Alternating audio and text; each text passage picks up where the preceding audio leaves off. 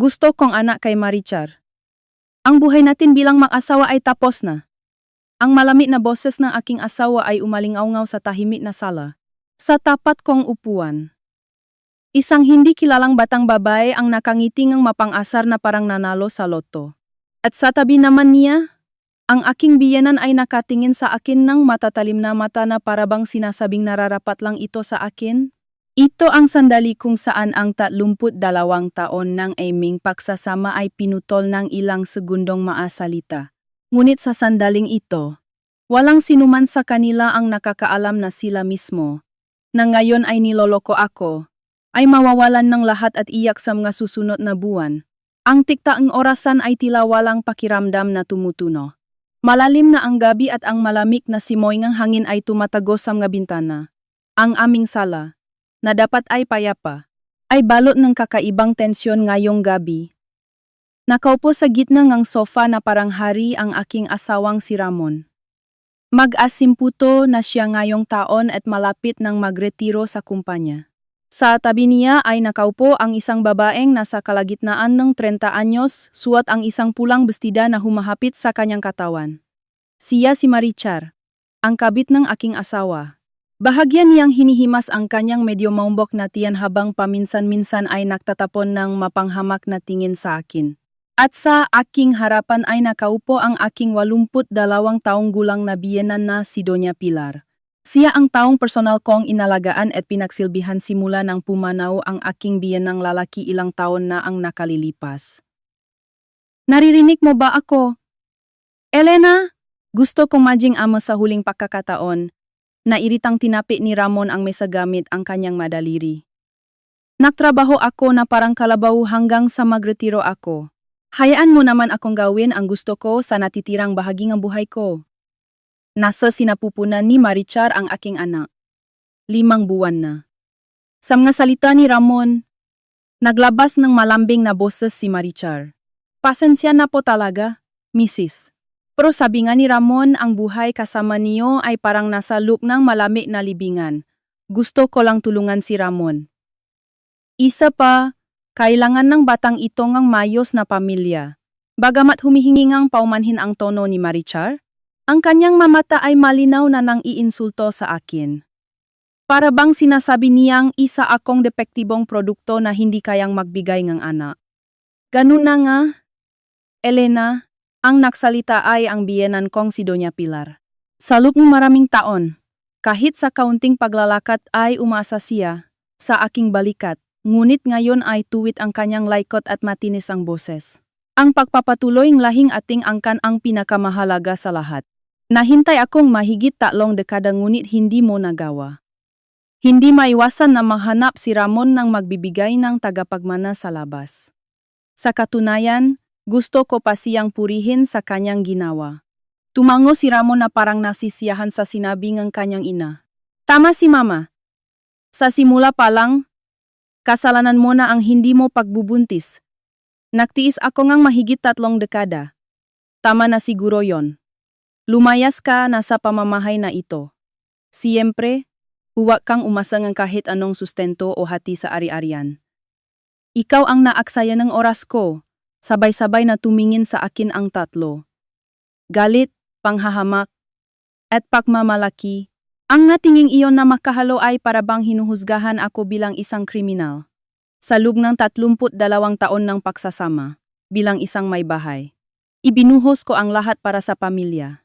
Sinuportahan ko ang asawa kong walang ibang inatupag kundi trabaho at hindi tumutulong sa gawaing bahay. Inalagaan ko ang masungit kong biyenan. At tinis ko ang maparinig habang nakangiti. Madalas akong sabihan ng kapitbahay na huwarang asawa raw ako. Ngunit sa loob ng bahay walang sinuman ang napasalamat sa akin. Gayunpaman, kinumbinsi ko ang sarili ko na pamilya kami kaya kailangan kong mabuhay ganito. Ngunit ito ang naging katapusan. Nahanap ng batang kabit ang aking asawa. Dinala ito sa aming tahanan. At sumang-ayon ang aking biyenan na palayasin ako. Tila hinihintay nilang umiyak ako, magsisigaw, at magmakaawa. O baka inaasahan nilang magwawala ako at sasabunutan ko ang kabit. Ngunit hindi ako gumalaw. Habang nakatingin sa malamig na saa sa mesa, Dahan-dahan akong huminga ng malalim. Naramdaman ko ang unti-unting panlalamig sa kaibuturan ng aking dibdib. Anong problema? Huwag kang tumahimik lang diyan. Magsalita ka. Sigaw ni Ramon. Naku, baka na-shock si Mrs. kaya hindi makapagsalita. Kawawa naman. Hagik-gik ni Marichar. Kawawa. Hagik-gik ni Marichar. Dahan-dahan akong tumingala at tiningnan silang tatlo. Pagkatapos, sa isang boses na napakakalma at patak na pati ako ay nagulat, sinabi ko, sige. Gawin niyo ang gusto niyo. Sa isang pangungusap na iyon, tumigil ang hangin sa sala. Nanlaki ang mata ni Ramon at hindi makapagsalita habang nakanganga. Nanigas ang ngiti ni Marichar at tinitigan ako ni Doña Pilar na parabang hindi makapaniwala sa kanyang nakikita. Ano? Gawin ang gusto namin? Elena? Alam mo ba ang sinasabi mo? Nakmamadaling lumapit si Ramon. Oo, alam ko. Gusto mong makipaghiwalay, hindi ba? At gusto mong bumuong bagong pamilya kasama ang babaeng iyan. Gusto rin yan ni Mama. Ganon yon. Diba? Oo, tama. Kaya kailangan mo nang umalis. Ang boses ni Ramon ay humina. Taliwas sa kanyang sigasik kanina. Nalilito sila. Ang katotohanang tinanggap ko ang realidad ng hindi nagagalit o nalulungkot ay tila nakakatakot para sa kanila. Naintindihan ko. Maaring tumakal na counting oras, pero maghahanda na ako. Gabi na, kaya mauna na ako sa inyo. Tumayo ako at yumuko ngang bahagya bilang pamamaalam. Hoy! Teka lang! Habang naririnig ang boses ni Ramon sa aking likuran, umalis ako sa sala at naktungo sa aking kwarto sa dulongang pasilyo. Isinara ko ang pinto at nilok ito. Sa wakas sa sarili kong espasyo, naupo ako sa gilid ng kama. Walang luhang pumatak. Isang tahimik na katiyakan lang ang kumalat sa aking dibdib. Hinila ko ang isang maliit na kahoy na baul na may susi mula sa ilalim ng kama. Maingat ko itong binuksan at kinuha ang isang lumang brown na sobre. Ang sobre ay medyo kupas, na dahil sa tagal panahon at punit ng magahilid. Dahan-dahan kong hinaplos ng aking daliri ang ibabaw ng sobre. Mula sa sala, bahagya ko pang naririnig ang usapan ng aking asawa, kabit at biyenan. Marahil ay naniniwala silang nanalo na sila at pinag-usapan ang aking kakaibang reaksyon. 30 taon? Napakatagal na panahon. Tahimik akong bumulong sa sarili ko habang hawak ang sobreng ito. Ito ang nag-iisang ebidensya na magpapawalang ng saysay sa lahat ng kanilang mapagmataas na salita. Hinding-hindi ko ipapakita ang laman ng sobreng ito ngayon. Hindi pa ito ang tamang panahon. Sa labas ng bintana, ang malamig na hangin ng gabi ay umihip sa mga puno. Sa loop ko, isang tahimik at siguradong desisyon ang nabuo.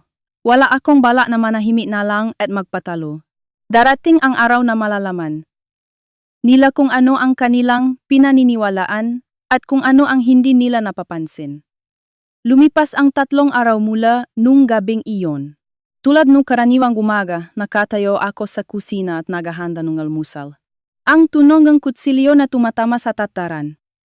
Ang amoy ng sabaw mula sa kaldero. Ito ay isang mapayapang oras. Ngunit ang aking asawang si Ramon at biyenang si Doña Pilar na nakaupo sa hapagkainan ay hayagang, nakasimangot at nakatitik sa akin. Hoy, hanggang kailan ka mapapanggap na normal at magluluto ng pagkain?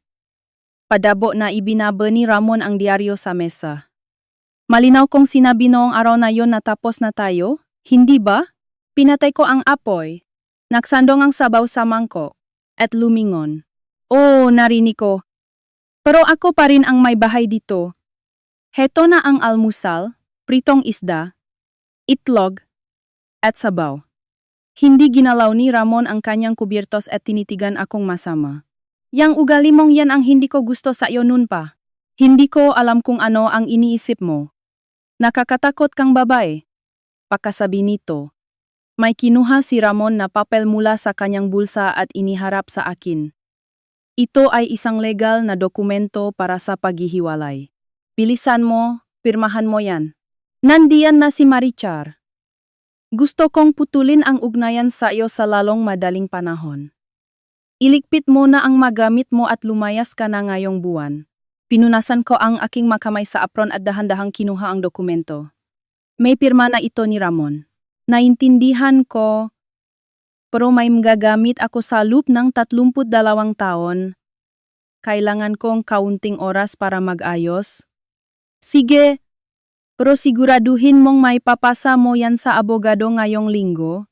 Siguraduhin mo lang. Pagkasabi nito, kinuha ni Ramon ang kanyang bag at nagtungo sa pinto nang hindi man lang ginalaw ang almusal. Kami na lang ni Doña Pilar ang naiwan sa hapag-kainan. Humigop si Doña Pilar ng malamig na tsa at tumawa ng mapang-uyam. Nakakaawa ka. Walang silbi kahit magmakaawa ka pa. Hindi ka na mahal ni Ramon kahit katiting. Kaya huwag ka nang maaksaya ng panahon. Hindi po ako makakaawa. Tingnan natin. Pero huwag kang umasa sa hating kayamanan. Wala kaming perang ibibigay sa manugang na hindi man lang nakapagbigay ng tagapagmana. Dalhin mo lang ang mga personal mong gamit at lumayas ka na agad. Ang mga salita ngang, aking biyenan ay puno pa rin ng tinik. Kung ako ang dating Elena, yuyuko ako dito at hihingi ng tawad.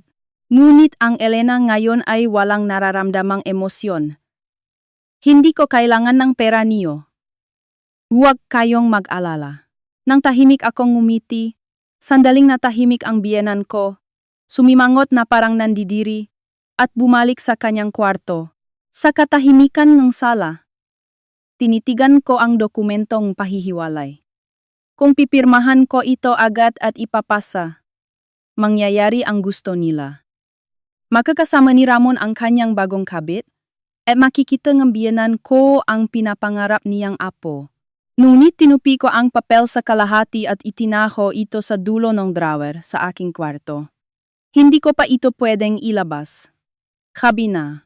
Pagkatapos ng lahat ng gawaing bahay, bumalik ako sa aking kwarto at naupo sa gilid ng kama. Ang tanging ilaw sa kwarto ay isang maliit na lampara. Kinuha ko ang maliit na kahoy na bawol mula sa ilalim kama. Binuksan ko ang susi at kinuha ang lumang brown na sobre. Simula nung gabing hiningi ni Ramon ang pakikipaghiwalay 3 araw na ang nakakaraan, naging ugali ko na ang titigan ang sobreng ito gabi-gabi. Ang magilit ng sobra ay punit na. At medyo naninilaw na ito. Na nagpapakita nga edad nito. Sa loop ay may ilang piraso ng papel. Binuksan ko ang sobre at bahadyang hinila ang mga papel sa loob. Mga letrang makinilyado. Ang pinakauna ay may petsa na 30 taon na ang nakalilipas. At ang pangalan ng isang ospital. Tinitigan ko ang papel na iyon. Ang isang pirasong papel na ito ay nagkulong sa aking buhay. At gaano nito pinrotektahan ang kanilang kayabangan. Napakasakim niyo talagang matao. Sa madilim na kwarto, ang aking boses ay mahinang umaling-awngaw. Sa loob ng 30 taon, nanahimik lang ako. Alam ko kung gaano sila masasaktan kung sasabihin ko ang totoo. Pinili kong saluhin ang lahat ng putik dahil gusto kong manatiling payapa ang pamilya. Ngunit ang kabutihang iyon ay nagpalalo lamang sa kanila. Pinaniwala ko sila ay perpekto at walang kasalanan, at ako ay isang walang kwentang babay. Ibinalik ko ang papel sa sobre at dahan-dahang niyakap ito sa aking dibdib. Hindi ko pa ibibigay ang dokumento ng paghihiwalay. Kung mananahimik ako ngayon at alis ng walang sinasabi, maniniwala silang nanalo sila at mamumuhay ng hindi nalalaman ang katotohanan habang buhay. At ang aking 32 taon ay mababaon sa limot bilang isang bigong kasal. Hinding-hindi ko iyon mapapayagan. Kapag inilabas ko ang laman ng lumang sobrang ito, ang kanilang kinatatayuan ay guguho sa isang iglap. Ang mukha ni Ramon na punong kumpiyansa. Ang mata ng aking biyenan na humahama sa akin. Paano kaya mababago ang ito? Kapag iniisip ko iyon, nararamdaman ko ang kaunting init sa kaibuturan ng aking nanlalamig na dibdib. Malapit na. Tahimik akong bumulong sa sarili ko. Konti na lang. Hayaan muna natin silang managinip ng maganda. Hayaan silang maksaya sa pagsilang ng bagong buhay at malasing sa tagumpay ngang pagpapalaya sa akin. Ang sandali kung kailan umabot sa sugdulan ang kanilang kasiyahan ay ang katapusan ng lahat. Ibinalik ko ang sobre sa kahoy, nabaul at nilok ito ng maigi. Gabi-gabi, habang tinititigan ko ang sobre, ang aking desisyon ay nagiging mas matatag.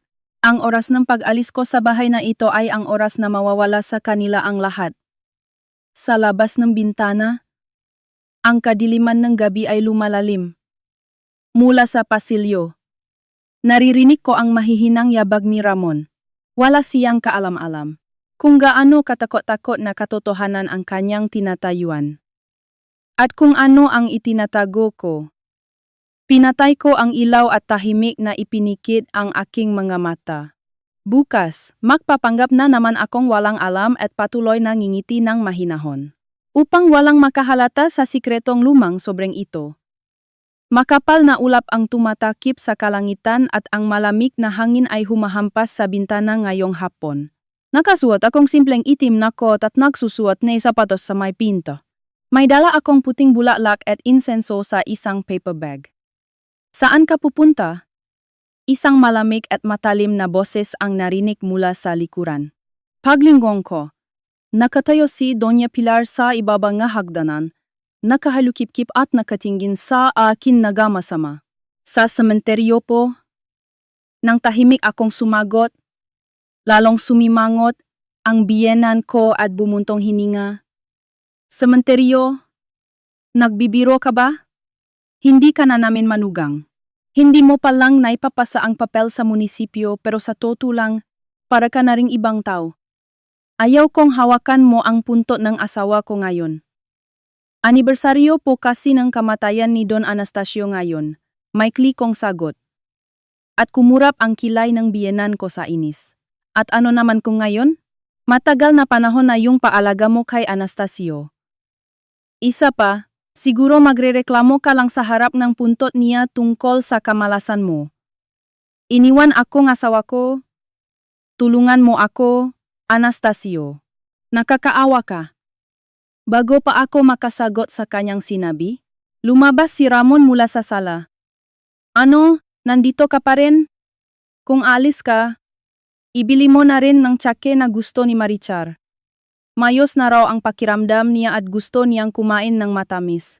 Ang lakas ng loob ni Ramon na utusan ang asawang malapit na niyang palayasin na bumili ng cake para sa kanyang kabit ay lampas na sa aking pangunawa. Para sa kanya, hindi na ako tao. Isa na lang akong maginhawang katulong o mas mababa pa doon. Kayo na lang po ang bumili ng cake. Alis na po ako. Habang tinatanggap ang malamig na tingin ng dalawa sa aking likuran. Tahimik kong isinara ang pinto. Narinig ko ang paismit ni Ramon sa likuran ko. Wala talagang kwentang babae, pero hindi ako tumigil sa paglalakad. 20 minuto sa bus. Ang sementeryo sa labas ng bayan ay tahimik. Ang matuyong dahon ay umikot sa hangin at may mga ibon na humuhuni sa malayo. Dahan-dahan akong naglakad sa pagitan ng mga lapida at tumigil sa isang pamilyar na lugar. Isang malinis at itim na lapida. Nakaukit doon ang pangalan ni Don Anastasio Yoshida, ang aking biyenang lalaki na pumanaw ilang taon na ang nakalilipas. Kumuha ako ng tubig sa balde at maingat na pinunasan ang lapida gamit ang dalang tuwalya. Istrikto si Don Anastasio pero tahimik na tao. Hindi siya naninigaw o naninisi tulad ng aking biyenang babae. Pero hindi rin siya palakibo. Pero kapag pinapagalitan akong biyenan ko at nakayuko ako, tahimik niya akong bibigyan ng mainit na tsaa. Nung huling bahagi ng kanyang buhay, nakasakit siya at ako ang personal na nag-alaga sa kanya at hanggang sa huli, tila nahihiya siya na nagiging pabigat siya sa akin. Nagsindi akong insenso at tahimik na nagdasal. Ang puting usok ay hinigop ngang malamig na hangin. Kapag ipinikit ko ang aking mamata, tila naririnig ko ang tahimik na boses ni Don Anastasio sa aking isipan. Don Anastasio. Bulong ko sa boses na walang makakarinig. Malapit na pong matapos ang lahat. Noong gabing sinabi ni Ramon na hiwalayan ko siya dahil buntis ang kabit niya at noong umagang sinabi na biyenan ko na wala akong magagawa dahil depektibo ako, nakapagtatakang kalmado ako. Walang galit, walang lungkot, walang kawalan ng pag-asa. Tanging ang tahimik na pagtanggap na dumating na ang araw na ito. Pero Don Anastasio, nagawa ko na ang lahat ng ito. Tama na po siguro, hindi ba? Isang patak ng luha ang tumulo sa malamig na bato. Lumabo ang aking paningin at sunod-sunod na tumulo ang aking mga luha. 32 taon. Gaano man ako kalamig na tratuhin ng aking asawa o insultuhin ng aking biyenan. Nagpasya akong hindi iyak. Ngunit ngayon ay umiyak ako ng walang boses. Taon-taon. Kapag anibersaryo ng kamatayan ni Don Anastasio, pumupunta ako dito mag-isa. At dito lang sa lugar na ito ako umiyak. Hindi alam ni Ramon ong biyenan ko na umiyak ako sa harap ng punto ni Don Anastasio tuwing anibersaryo niya. Ang akala nila ay napipilitan lang akong alagaan siya nun. Pasensya na po. Nung panahong iyon. Ako, putol-putol na mga salita ang lumabas sa aking bibig. Ang mga emosyong nakakulong sa kaibuturan ng aking dibdib ay tila sumasama sa usok ng insenso at pumapailan lang sa langit. Bakit hindi ako umiyak sa pagtataksil ng aking asawa? Pero umiyak ako sa harap ng puntot ng aking biyenang lalaki? Bakit ako umihingi enehetawat kay Don Anastasio? Maya-maya, pinunasan ko ang aking luha gamit ang panyo at huminga ng malalim. Ang malamig na hangin ay nakpalamig sa aking mainit na mga mata. Tumayo ako at muling yumuko ng malalim sa harap ng lapida. Don Anastasio, sasabihin ko na po sa kanilang totoo. Hindi na kailangang itago pa. Gagamitin ko na rin po ang iniwan niyo. Walang sagot ang lapida. Tanging ang maputing bulaklak na nakatayo ng tuwid ang tahimik na umiindayo sa hangin. Inayos ko ang hawak kong paper bag at umalis sa sementeryo. Sa bahay, naghihintay ang aking asawa at biyenan na ang tanging iniisip ay ang pagpapalayas sa akin. Hindi nila alam kung ano ang iniisip ko tuwing araw na ito taon-taon at kung para kanino ako umiyak. At ang laman ng lumang brown na sobre na tinititigan ko gabi-gabi ay may malalim na kaunayan sa biyenan kong ito.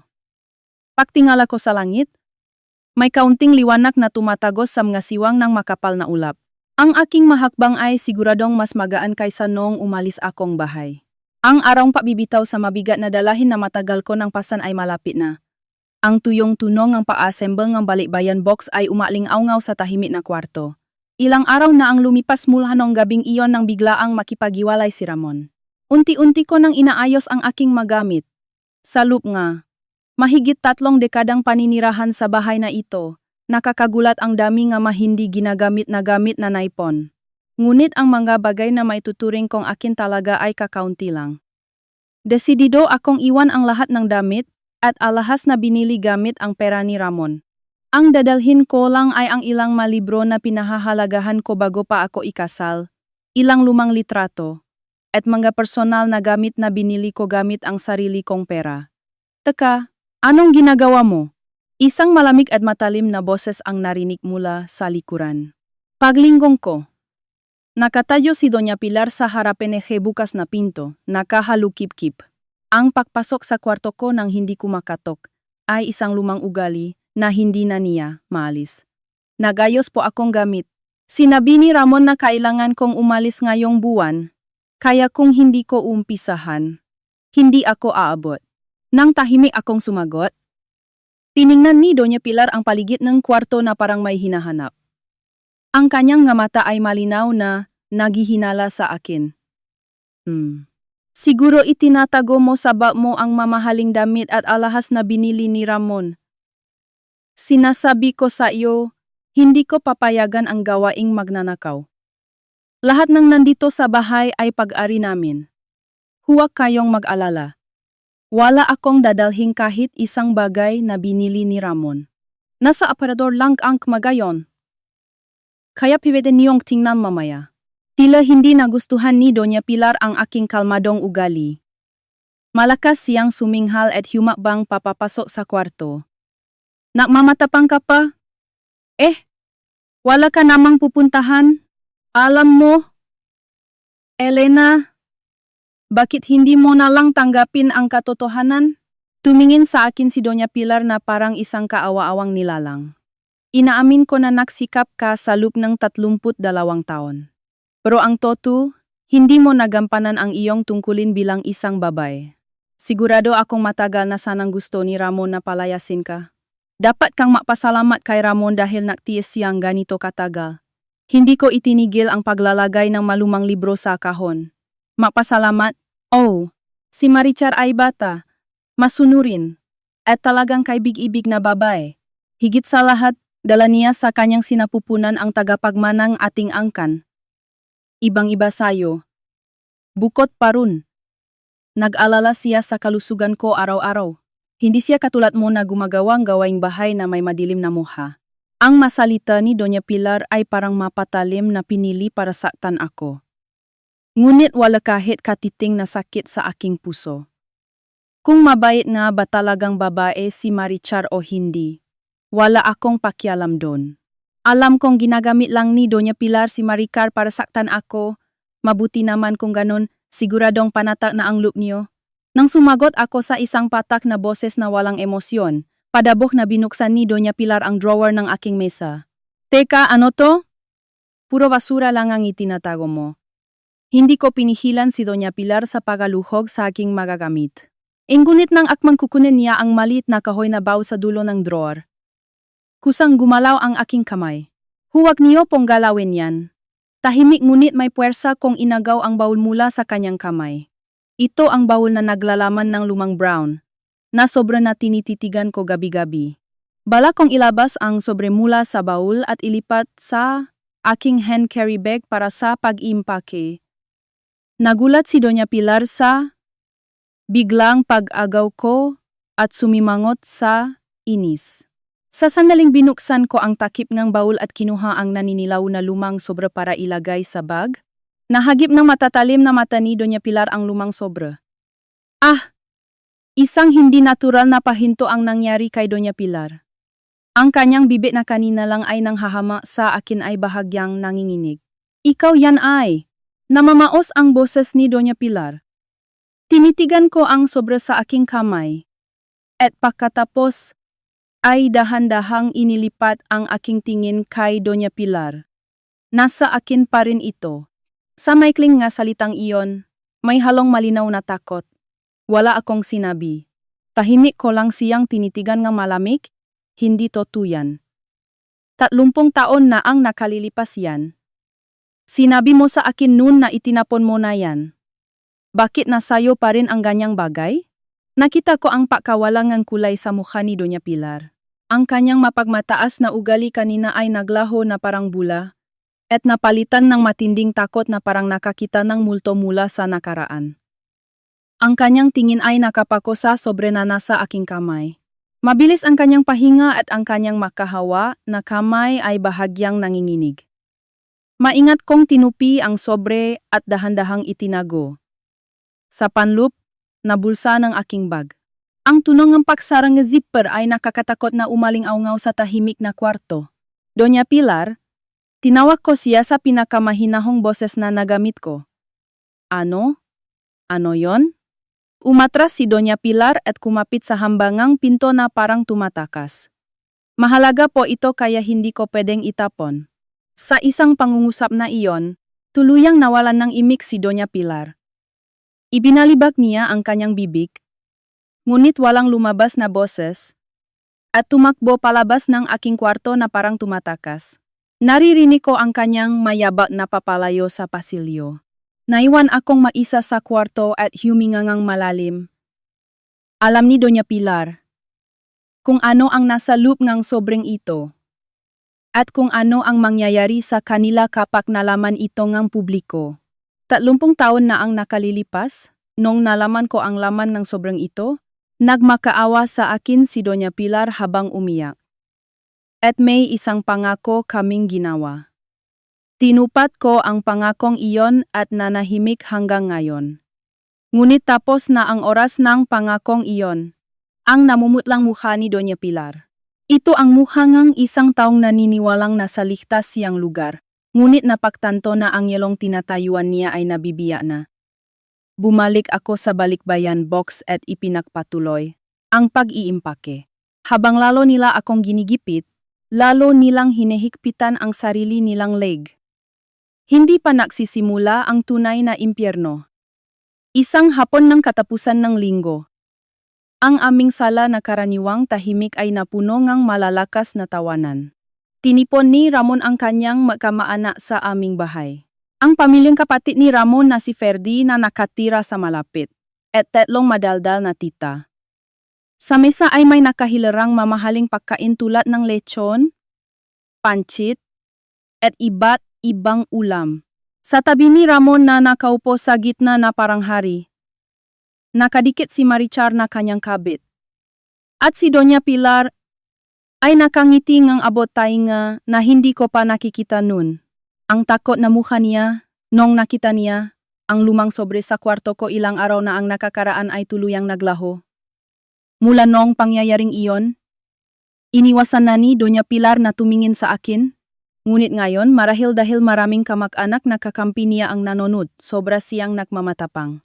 Pasensya na kayo at bigla ko kayong pinatawa ngayon. Itinaas ni Ramon ang kanyang baso ng beer at nagsimulang magsalita sa masayang boses. Sa totoo lang, may mahalaga akong ibabalita sa inyong lahat kaya ko kayo pinapunta. Ibinaba ni Ramon ang baso at niyakap si Marichar sa balikat. Biyayaan kami ni Marichar ng bagong buhay. Sa sandaling iyon, nahiyawan at nagpalakpakan ang mataw sa sala. Totoo ba? Kuya?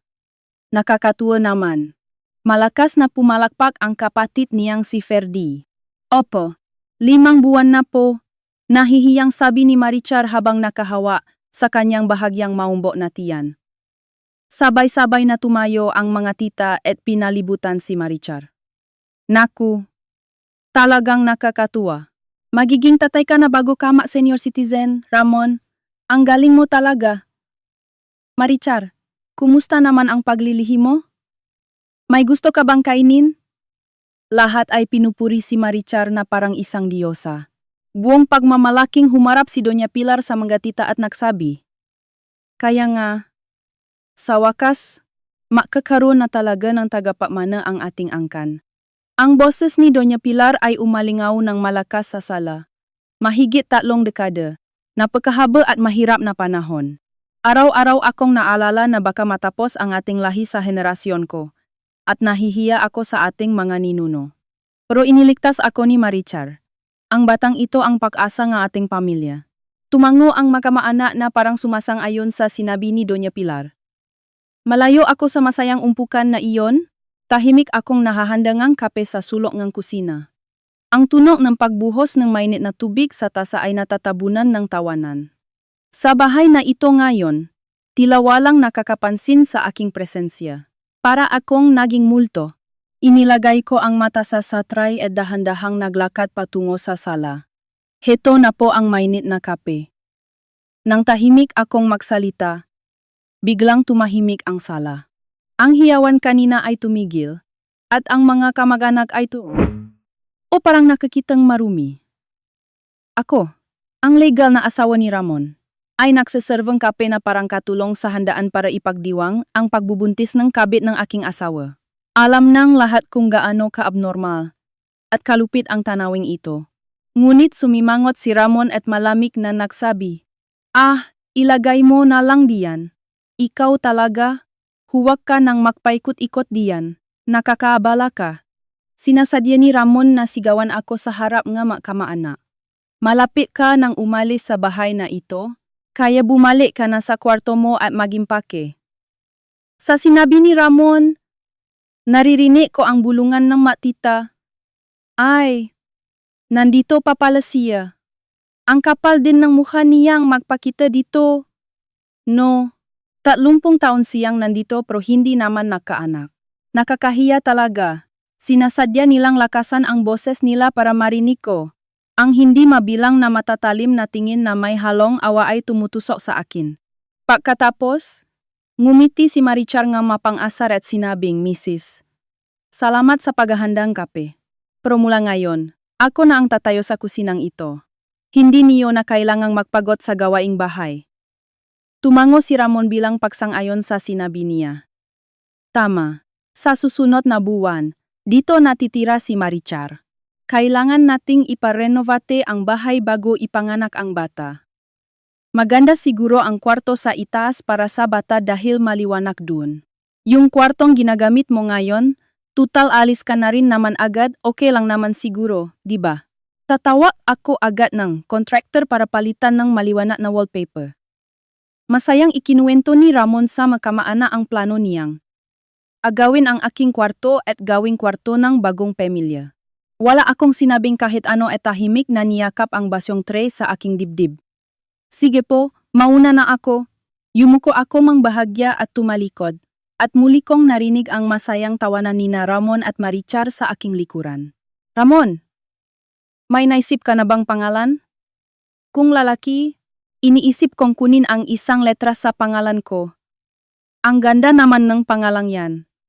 Siguradong matutuwa din si Don Anastasio. Ang kanilang masayang tawanan ay walang awang humahampas sa aking likuran. Pagbalik ko sa kusina, nag-isa akong nakatayo sa harap ng lababo.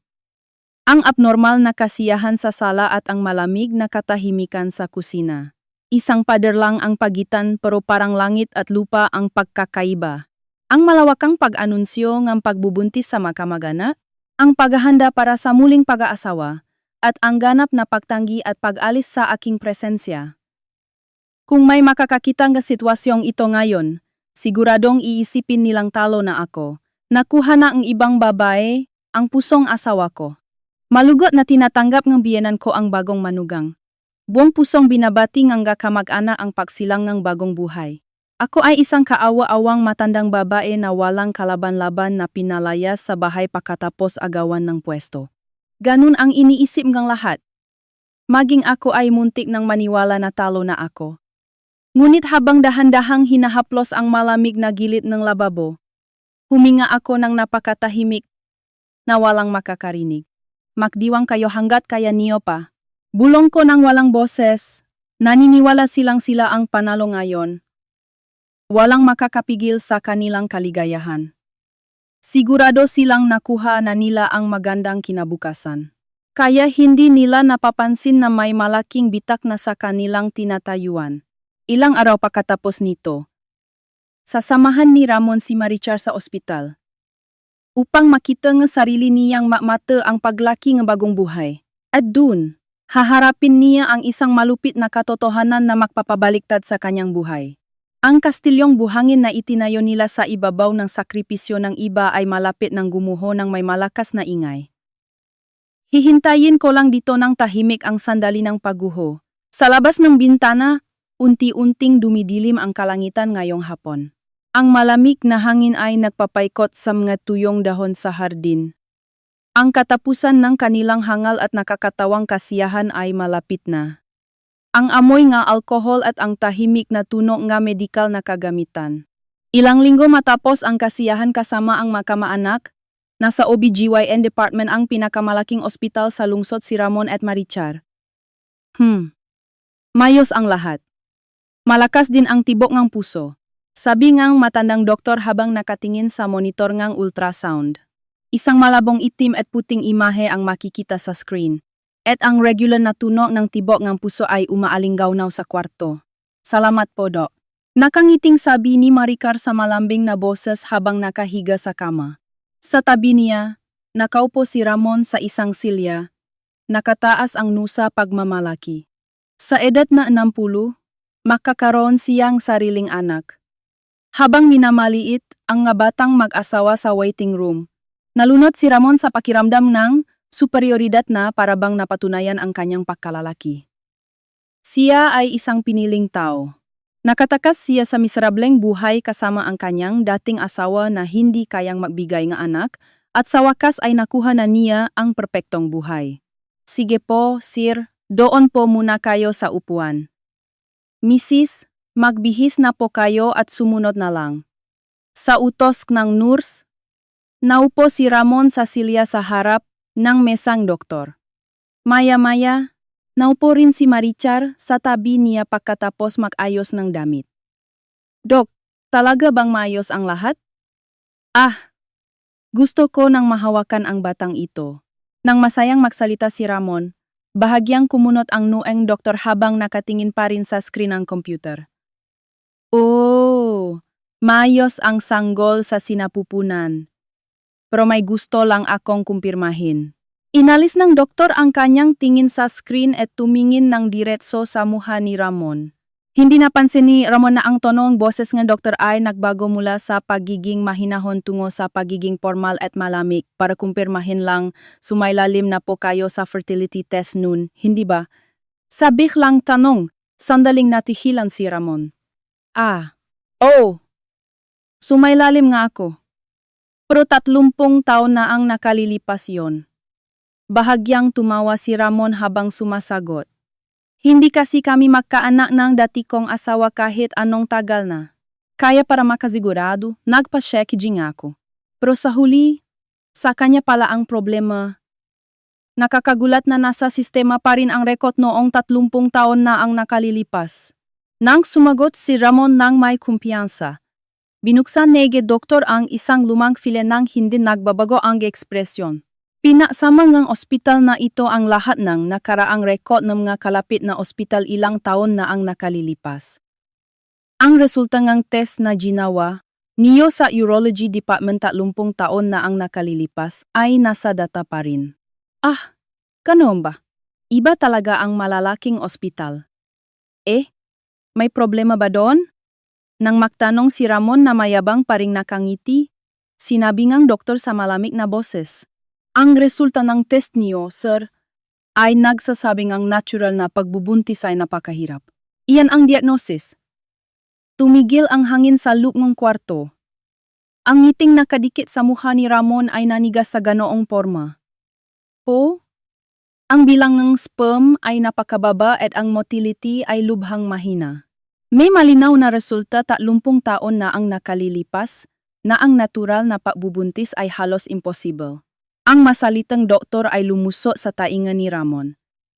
Tinatanggihan ng kanyang utak na intindihin ang sinasabi. Hindi.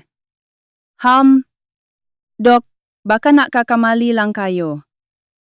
Nakmamadaling lumapit si Ramon at pilit na tumawa.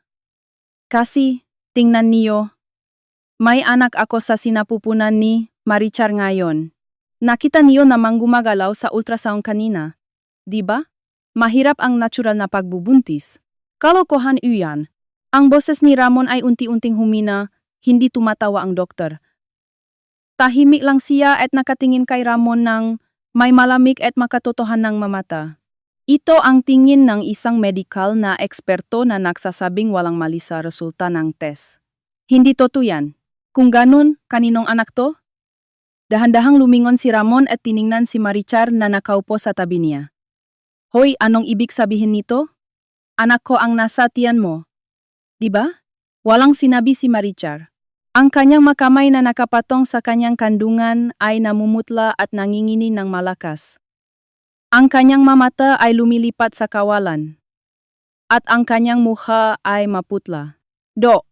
Nakakamali lang kayo. Diba? Bulong ni Marichar na parang iyak na. Ngunit hindi siya tumitingin sa doktor. Ang kanyang kilos ay mas malinaw na nagsasabi nga katotohanan kaysa sa anumang salita. Sa loob ng utak ni Ramon may kung anong gumuguho ng may malakas na ingay. Ang batang asawa na nakuha niya sa edad na 60. Ang mapapuring ang kakamag-anak. Ang muhang ang kanyang ina na tuwang-tuwa. Ang lahat ng iyon ay nagiging ilusyon na lamang. Sa isang iglap, hindi niya binhe. Buntis si Marichar sa anak ng ibang lalaki. At nagpapanggap na anak niya ito. Ginamit lang siya bilang isang maginhawang pitaka. Sa sandaling napagtanto niya ang katotohanang iyon, bumilis ang tibok ng puso ni Ramon at naging mababaw ang kanyang pahinga. Ngunit hindi lang iyon ang dahilan ng kalituhan ni Ramon. Sa gitna ng kawalan ng paasa na napapadilim sa kanyang paningin, isa pang malaking katanungan ang humampas sa kanyang ulo. Ang natural na pagbubuntis ay napakahirap. Kung totoo ang sinasabingan, Doktor na nadiagnose siya na sanhi ng pagkabawok 30 taon na ang nakalilipas. Bakit walang sinabing kahit ano ang asawa niyang si Elena nun? Bakit siya nanahimik at tiniis ang matatalim na salita ng mga kamag-anak habang nakayuko na parang siya ang may kasalanan? Bakit siya nanahimik sa loob ng 30 taon at sinalo ang lahat ng sisi? Elena, alam mo ba? Isang paus na boses ang lumabas sa bibig ni Ramon. Ang puting pader ng kwarto ay tila bumabaluktot. Naramdaman niyang ang mundong pinaniwalaan niya ay tuluyang bumaliktad. At ang kakaibang kalmadong mukha ni Elena na iniwan niya sa bahay ay malinaw na bumalik sa isipan ni Ramon. Padabog na bumukas ang pintong bahay. Malalakas at mararahas na yabag. Iba ito sa mayabang na yabag noong umalis siya kaninang umaga. Nasa sala ako at naglalagay ng mga libro sa balikbayan box. Ang mayabag ay direktang patungo sa akin. Elena. Umalingaw ang sigaw ni Ramon. Paglingon ko, nakatayo doon ang isang asawa na parang ibang tao. Ang kanyang mukha ay namumula at nanlilisik ang mata. Ang kanyang kurbata ay tabingi at mabilis ang kanyang pahinga. Wala si Marichar sa likuran niya. Itinigil ko ang aking ginagawa at dahan-dahang tumayo. Anong nangyari? Bakit kayo nagmamadali? Tapos na ba ang check-up sa ospital? Nang magtanong ako ng may halong pag-arte, nakngit-ngit ang ngipin ni Ramon. Alam mo ba? Mababa at pilit na boses. Sa kanyang mukha, hindi lang galit kundi pati na rin ang hindi maipaliwanag na takot ang nakahalo. Ang alin po? Nagtataka akong tumingin sa kanya. Huwag ka nang magmaang-maangan. Hinampas ni Ramon ang mesa. Ang katawan ko. Yung fertility test 30 taon na ang nakalilipas. Ako, kasalanan ko kung bakit hindi tayo nakaanak. Alam mo ba yon? Ang sigaw ni Ramon ay umalingaw sa tahimik na sala. Hindi nagbago ang ekspresyon ko at tinitigan ko ng diretso ang nanlilisik na mata ni Ramon. Pagkatapos ay tahimik at malinaw akong sumagot. Oh, alam ko. Sa isang pangungusap na iyon. Nanlaki ang mga mata ni Ramon. Napasinghap. At nanigas. Noong araw na yon 30 taon na ang nakalilipas, lumabas na ang resultang ng test. Ang natural na pagbubuntis ay halos imposible. Ikaw ang may problema. Ang aking patak na boses ay tumusok kay Ramon bilang isang malupit na katotohanan. Umatras si Ramon at napaupo sa sofa na parang nawalan ng lakas. Hindi totoo yan. Ang sabing Dr. Nun, ikaw ang may problema. Di ba? Walang sinabi ang doktor. Ako ang nagsabi na kasalanan ko. Ako lang mag-isa ang kumuha ng resulta habang nasa trabaho ka. Tumingin si Ramon sa akin na may halong hindi paniniwala. Kung ganun, bakit? Bakit hindi mo sinabi sa akin? Nanginginig ang boses ni Ramon. Lagi kitang sinisisi nun, patim ga kamag-anak at si mama. Sabi nila, kasalanan mo lahat kung bakit wala tayong tagapagmana. 30 taon yon. 30 taon. Nanahimik ka lang at patuloy na humihingi ng tawad. Tama si Ramon. Tuwing may okasyon ang pamilya, pinaparinggan ako. Tinatawag akong depektibo ng biyenan ko. Sa bawat pagkakataon, yumuyuko ako at humihingi ng tawad. Sa tabi ko, laging nakaupo si Ramon na may mukhang biktima. Bakit? Bakit hindi mo sinabi ang totoo? Kung hindi ikaw ang may kasalanan, bakit hindi mo sa akin? Kung sinabi ko sa iyo ang totoo, ano sa tingin mo ang mangyayari? Pinutol ko ang sasabihin ni Ramon. Noon, 30 taon na ang nakalilipas. Binigyan ka ng malaking responsibilidad sa trabaho. At lagi kang stressed. Mataas ang freedom mo at ayaw na ayaw mong minamalit kang ibang tao. Sa tingin mo ba makakaya mong tanggapin kung sasabihin ko sa iyo na kasalanan mo kung bakit hindi tayo makaanak? Nawalan ng imik si Ramon. Siguradong hindi mo kakayanin. Hinding-hindi mo aaminin na ikaw ang may problema, kaya sinalo ko ang lahat ng sisi. Kung ako ang may kasalanan, mapoprotektahan ang pride mo. Iyon ang inisip ko. Nabuo ang isang nakakatakot na katahimikan sa loob ng kwarto. Tinakpan ni Ramon ang kanyang mukha ng parang kamay at nagsimulang manghinig. Ang kanyang kumpiyansa sa loob nga 30 taon. Ang kanyang dangal bilang lalaki. Ang lahat ng iyon ay ilusyon lamang, na itinayo sa ibabaw nga aking katahimikan. Ngayon niya lang nalaman. Nalaman niyang hindi niya anak ang dinadala, ne kanyang kabit, at bukod pa ron. Ang buong pundasyon ne kanyang buhay ay nabaliktad. Ako. Ne kanyang kabit, isang ungol ang lumabas sa bibi ni Ramon. Nakaka-excite ang magiging anak ni Maricar, no? Hindi ko lang alam kung kaninong anak yon. Nang sabihin ko ito ng malamig, nangini ang katawan ni Ramon. Ngunit hindi pa tapos ang kwento. Ngayong nasa bingit ng kawalan ng pag-asa si Ramon, may isa pang tao na kailangang harapin ang katotohanan. Nakauwi na ako, Ramon. Gabing-gabi na ah. Narinig ko ang masayang boses ng biyenan ko mula sa pinto. Ang mayaba ng biyenan ko na walang kaalam-alam habang naglalakad patungo sa sala ay umaalingaw-ngaw. Tiningnan ko ang lumang bag sa aking tabi. Nasa loob nun ang brown na sobre. O siye, Doña Pilar, ikaw naman ngayon. Nakauwi na ako, Ramon. Gabing-gabi na ah. Isang masayang boses ang umalingaw-ngaw sa pasilyo. Sumara ang pintong bahay. Isang mabigat na tunok. Biglang bumukas ang pintong sala. Si Doña Pilar, may bitbit na mga supot ng pinamili sa makabilang kamay. May malawak na ngiti sa kanyang muha. Magaan ang kanyang mahakbang na parang sumasayaw, para marini ang pinakahihintay na balita tungkol sa kanyang apo. Ngunit agad niyang napansin ang kakaibang tensyon sa kwarto. Tumigil ang ngiti ni Doña Pilar. Anong problema? Kayong dalawa. Ang boses ni Doña Pilar ay naging mababa at matigas. Nakalubok si Ramon sa sofa habang hawak ang kanyang ulo.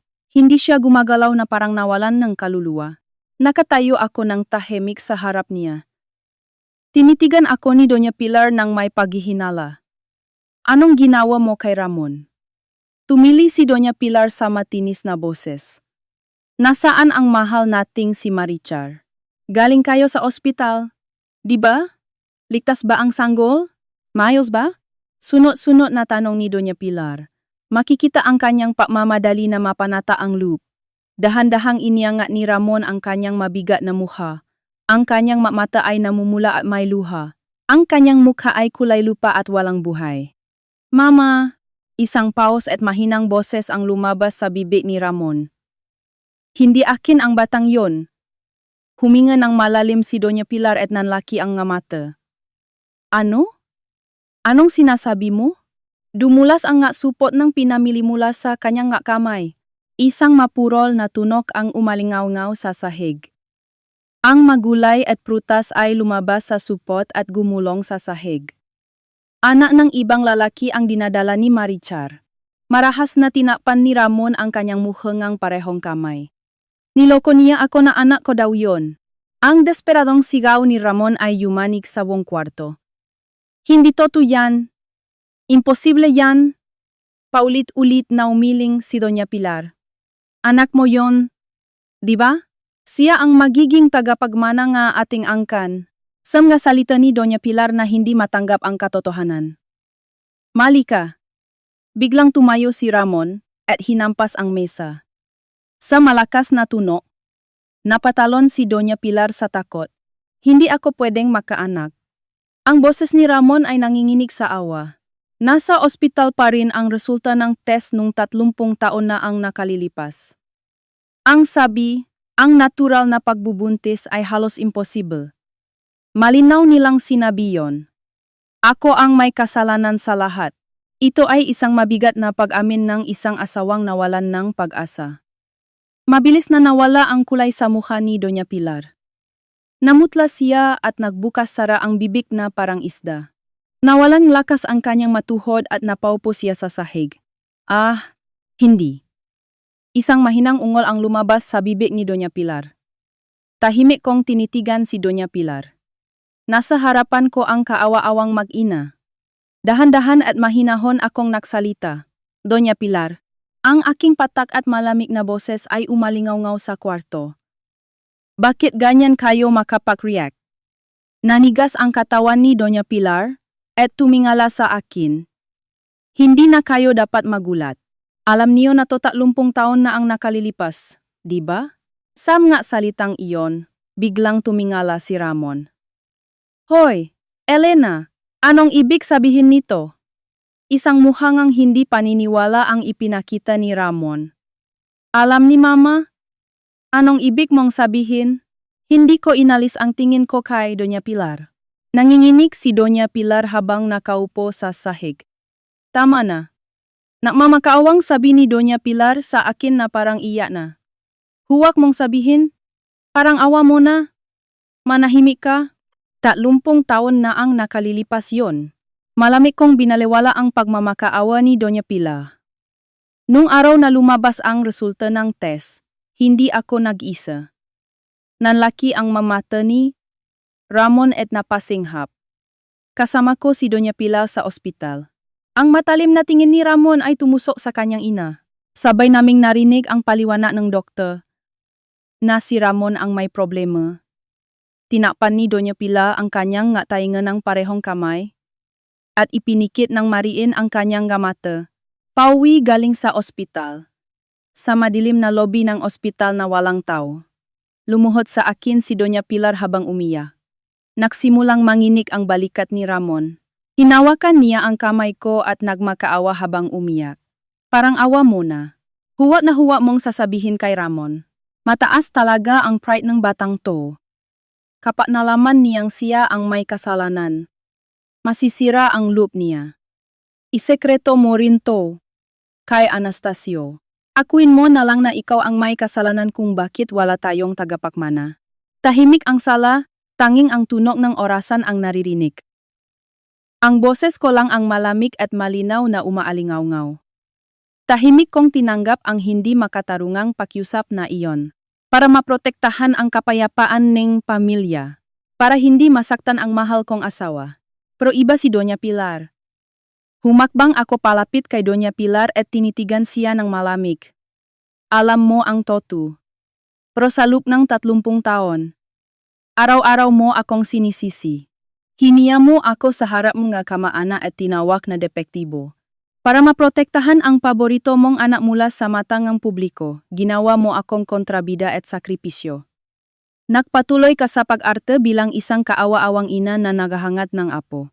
Kahit gaano ako umiyak at masaktan, binalewala mo lang ako. Hindi totoo yan. Paos na ang boses ni Ramon. Para sa kanya, ang kanyang ina ang kanyang nag-isang kakampi. Ang taong nagmamahal sa kanya ng higit sa lahat at gumagabay sa kanya sa tamang landas. Ngunit ang inang iyon, na unang nakaalam ng kanyang pagkabaw, ay duwag na naktago nito at ginawang panangga ang kanyang inosenteng asawa habang kalmadong tumatawa. Ang napakapangit at malupit na katotohanan ito ay isinampal sa kanya.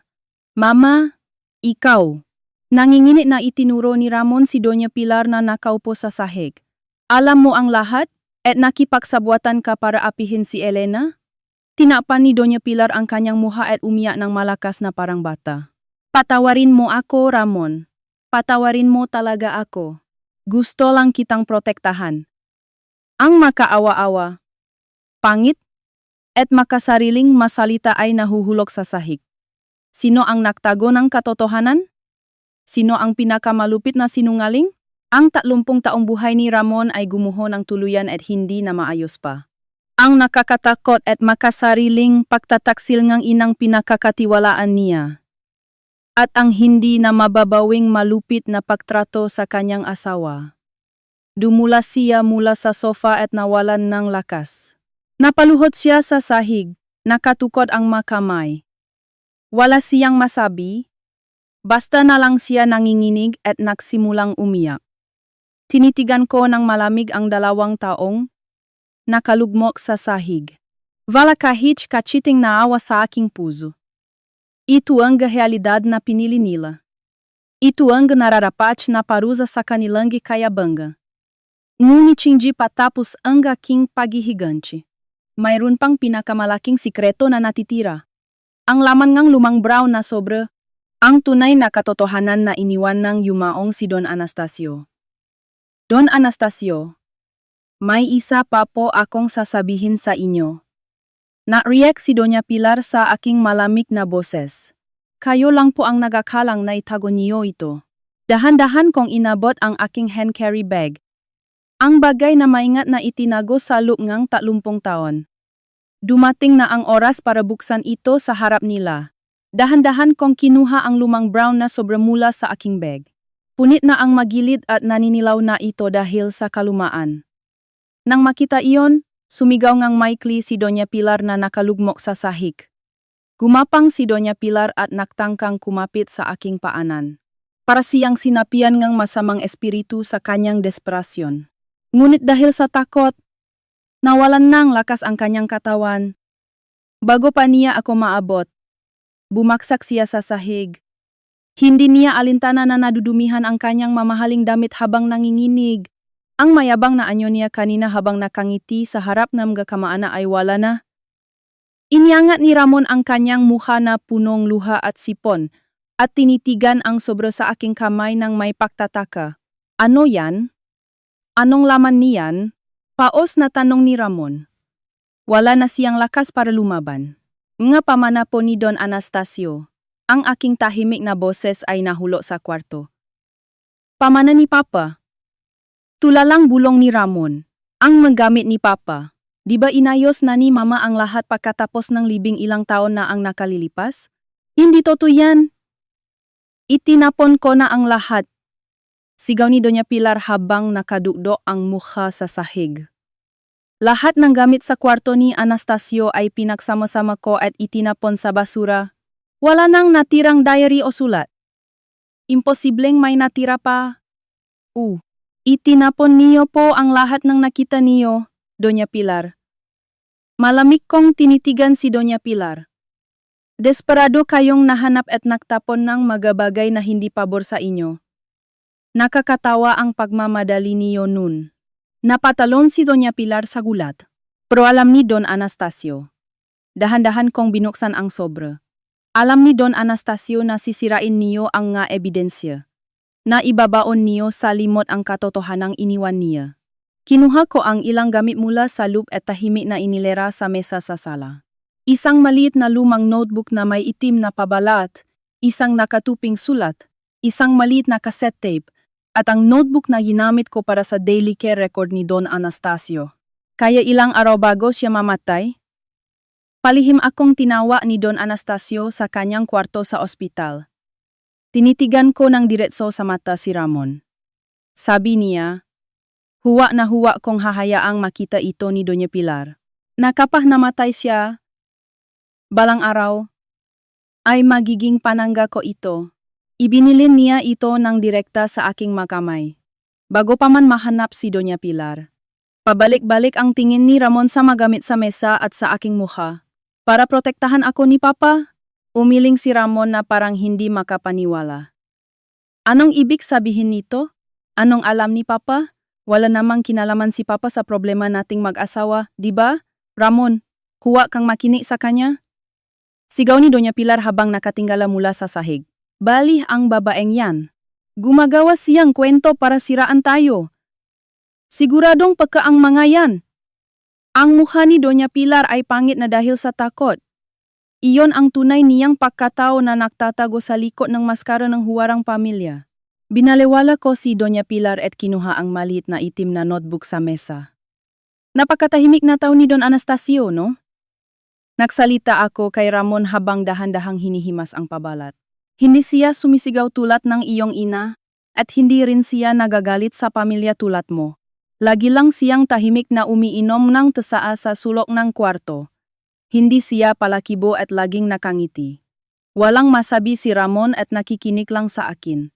Tanging ang kanyang mabigat na pahinga ang naririnig sa kwarto. Kaya nakamali kayo ng akala. Akala niyo, walang nakikita si Don Anastasio. Na wala siyang alam. Akala niyo, hindi alam ni Don Anastasio ang inyong makasariling kilos at malulupit na kasinungalingan. Nakbago ang kulay ng mukha ni Ramon. Si Papa. Anong alam ni Papa? May nakasulat ba tungkol sa atin? Tungkol kay Mama? Alam ni Don Anastasio ang lahat.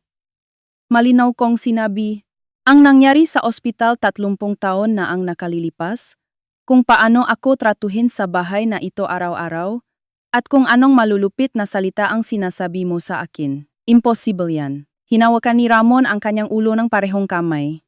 Ang istriktong ama. Noon pa man, takot na si Ramon sa kanyang ama.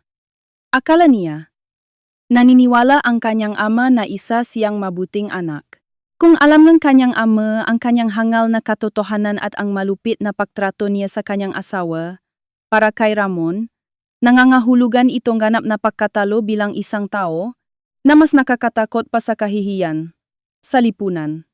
Tama na. Tama na. Tinakpan ni Doña Pilar ang kanyang matainga at nagsimulang umiling na parang bali. Mahal ako ni Anastasio. Hindi niya ako sisisihiin. Lagi siyang mabait sa akin. Patuloy na sumisigaw si Doña Pilar na parang tumatakas sa realidad. Kung ganun, ipaparinig ko sa inyo ngayon ang tunay na mga salita ni Don Anastasio. Dahan-dahan kong binuksan ang pahina ng diary. Ang tuno ng papel na kumakaluskos ay umaalingaw-ngaw sa kwarto.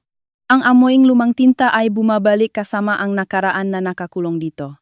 Napasinghap si Ramon at nanigas. Tumigil din ang baliw na sigaw ni Doña Pilar. Ang sala ay binalot ng nakatakot na katahimikan, na parang tumigil ang oras. Tumingin ako sa isang pahina ng diary.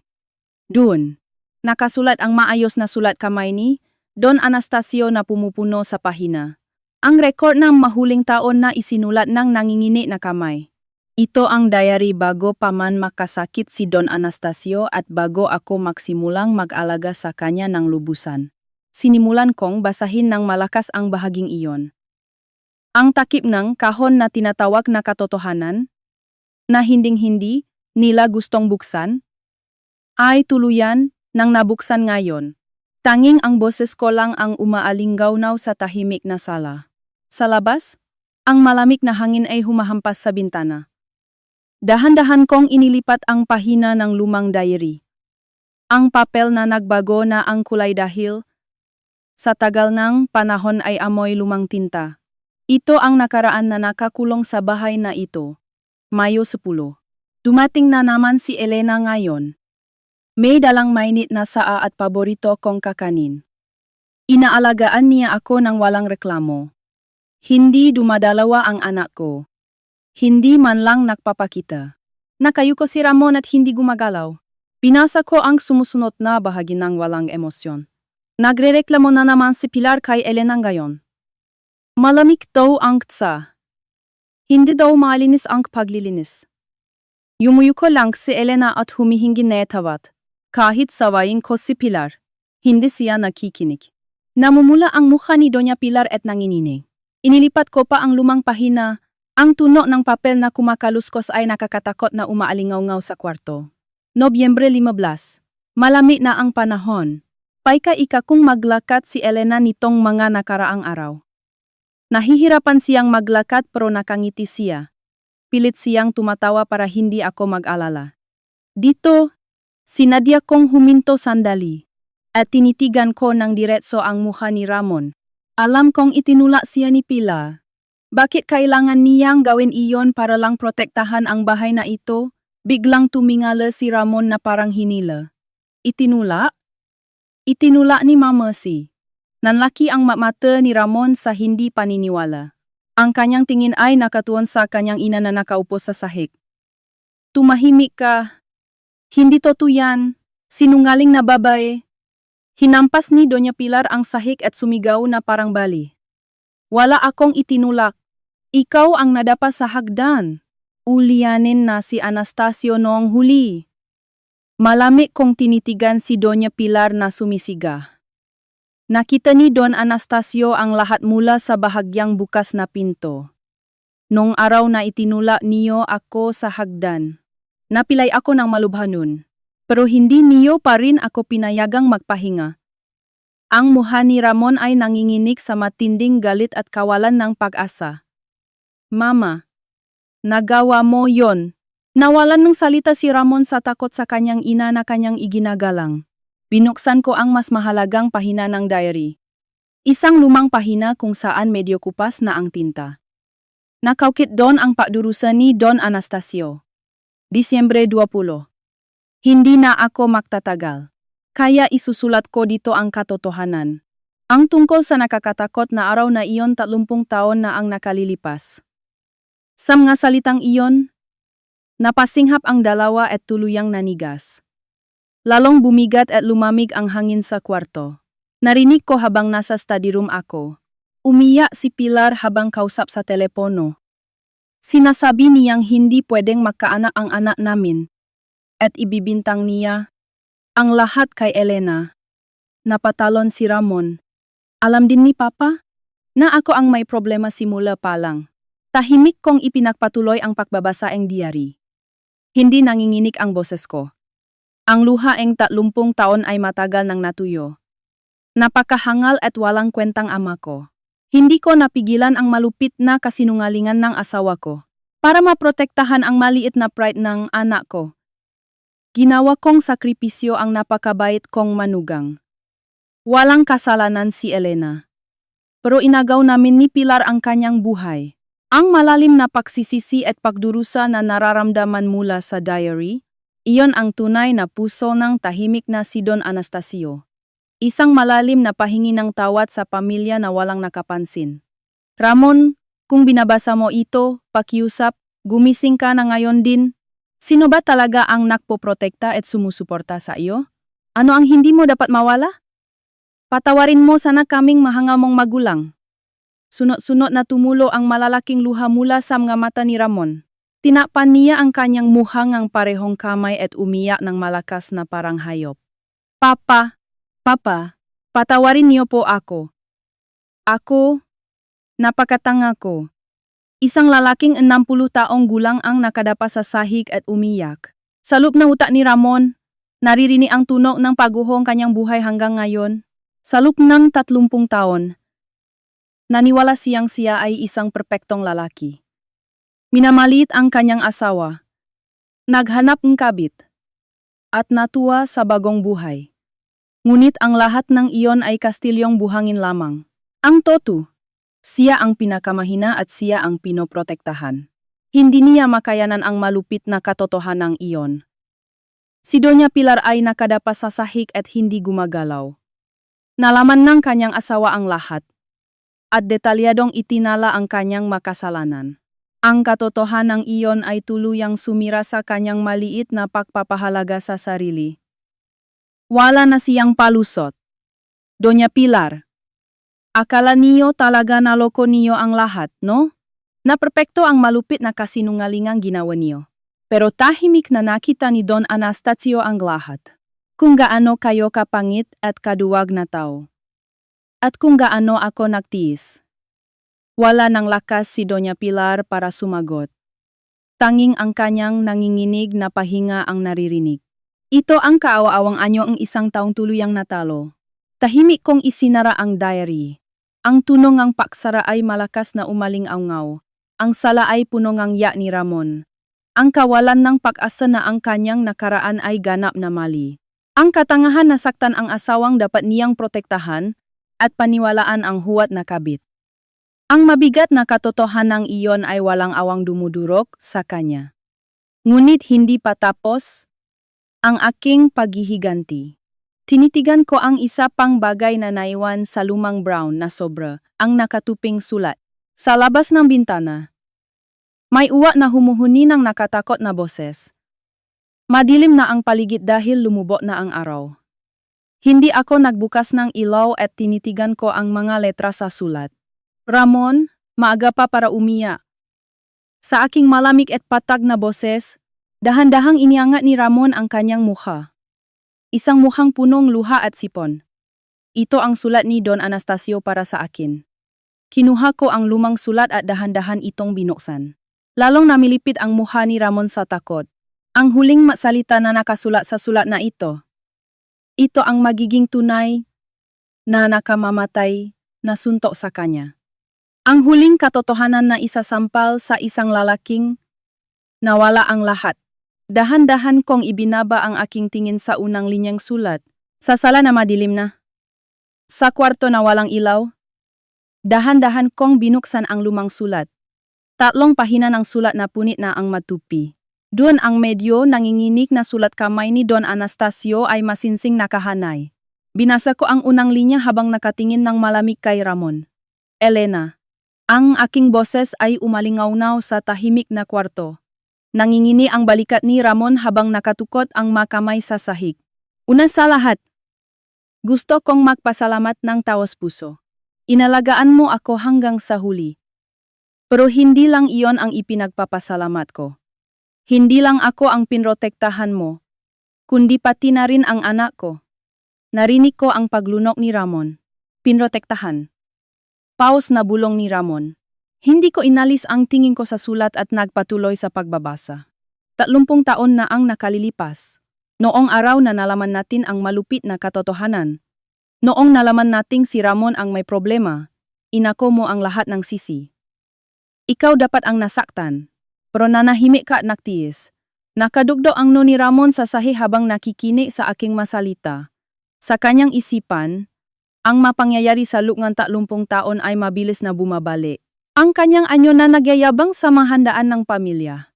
Ang kanyang anyo na tumatawa habang sinasabing mahina ang katawan ng kanyang asawa. Ang mga araw na tinititigan niya akong malamig at sinasabing kasalanan ko ang lahat. Ang lahat ng iyon ay nakatayo sa ibabaw ng aking sakripisyo. Ngayon niya lang nare-realize ang katotohanan ng iyon. Mataas talaga ang pride ni Ramon noon pa man.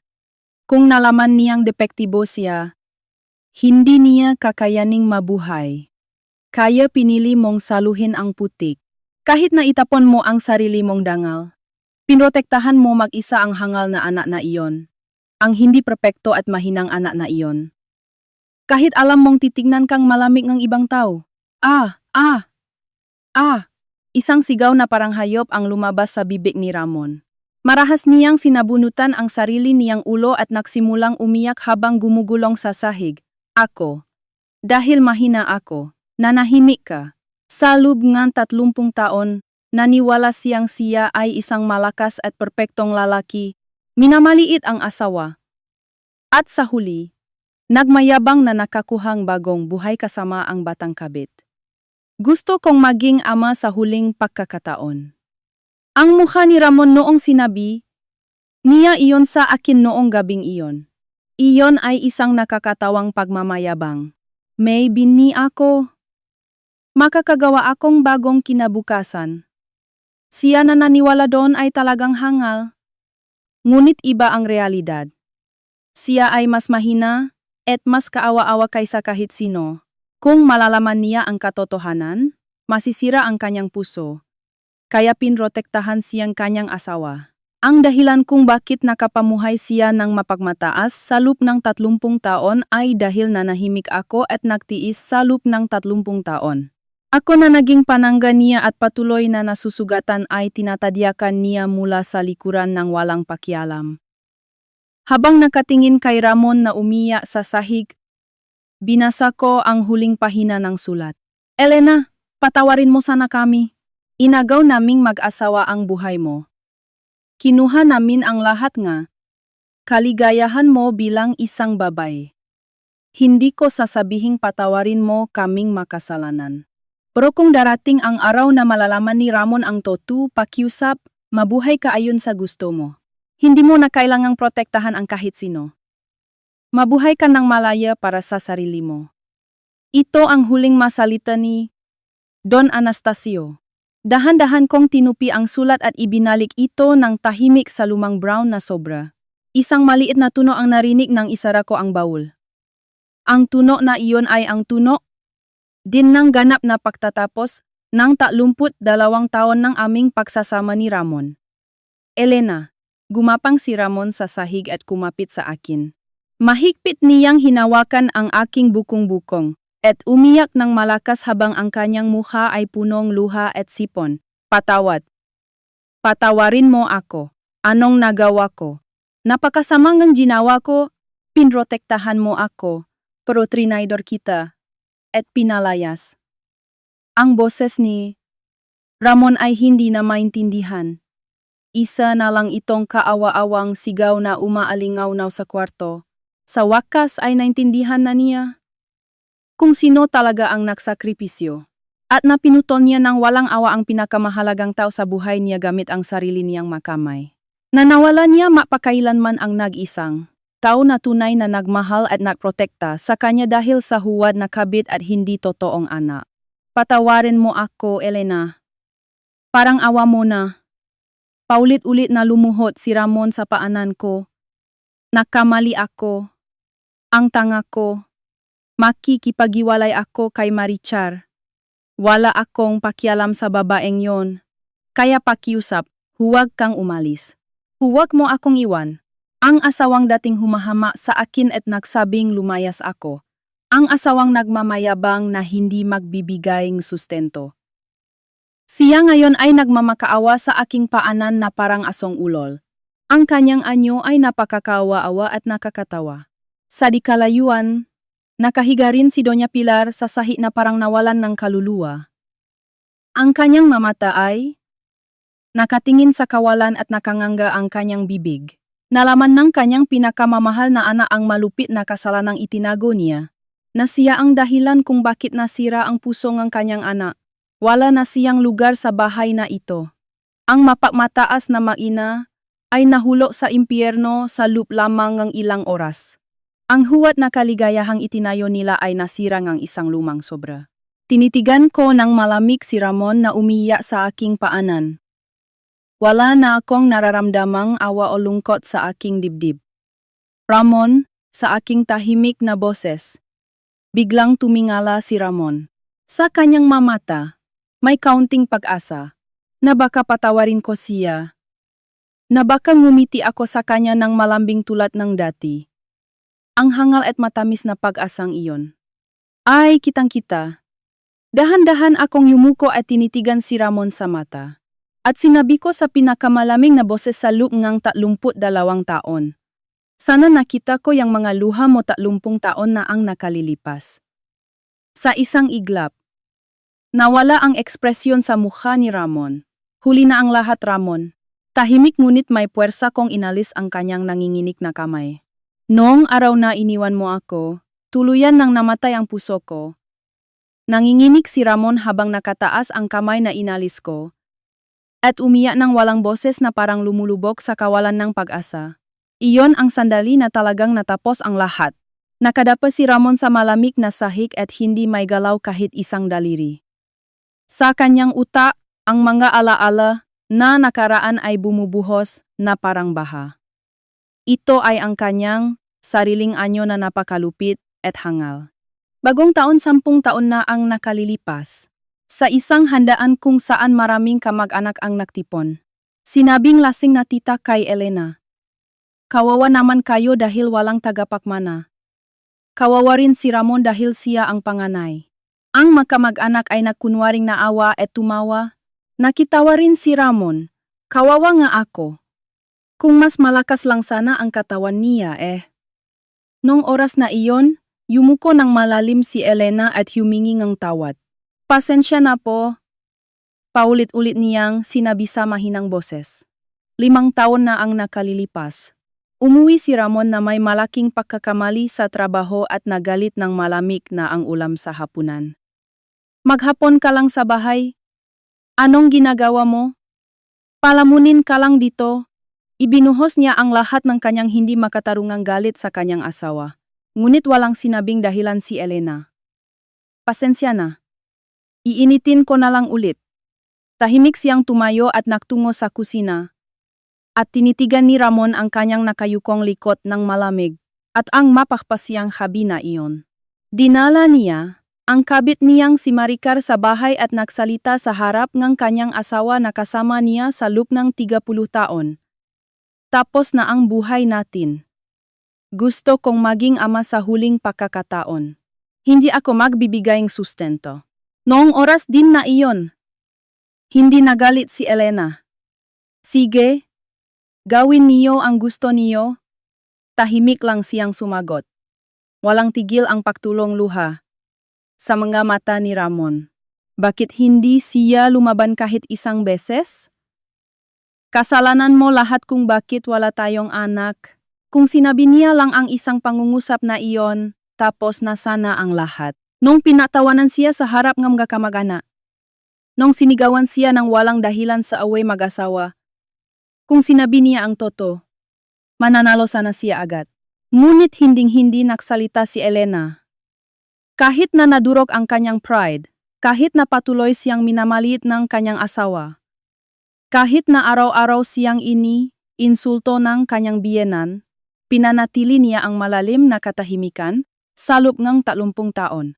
Para protektahan ang pride ko. Bulong ni Ramon sa nangingini na boses. Isang maliit na lalaki na walang ibang alam kundi trabaho. Isang mayabang na lalaki na nag-alala. Sasasabihin ng ibang tao. Kung nalaman ng publiko na ang asawa ang sanhi ng pagkabao. Hindi makakalakat si Ramon nang nakataas ang nusa kumpanya o sa mga kamag-anak. Ang kanyang kumpiyansa bilang lalaki ay madudurog at hindi na siya makakabangon pa.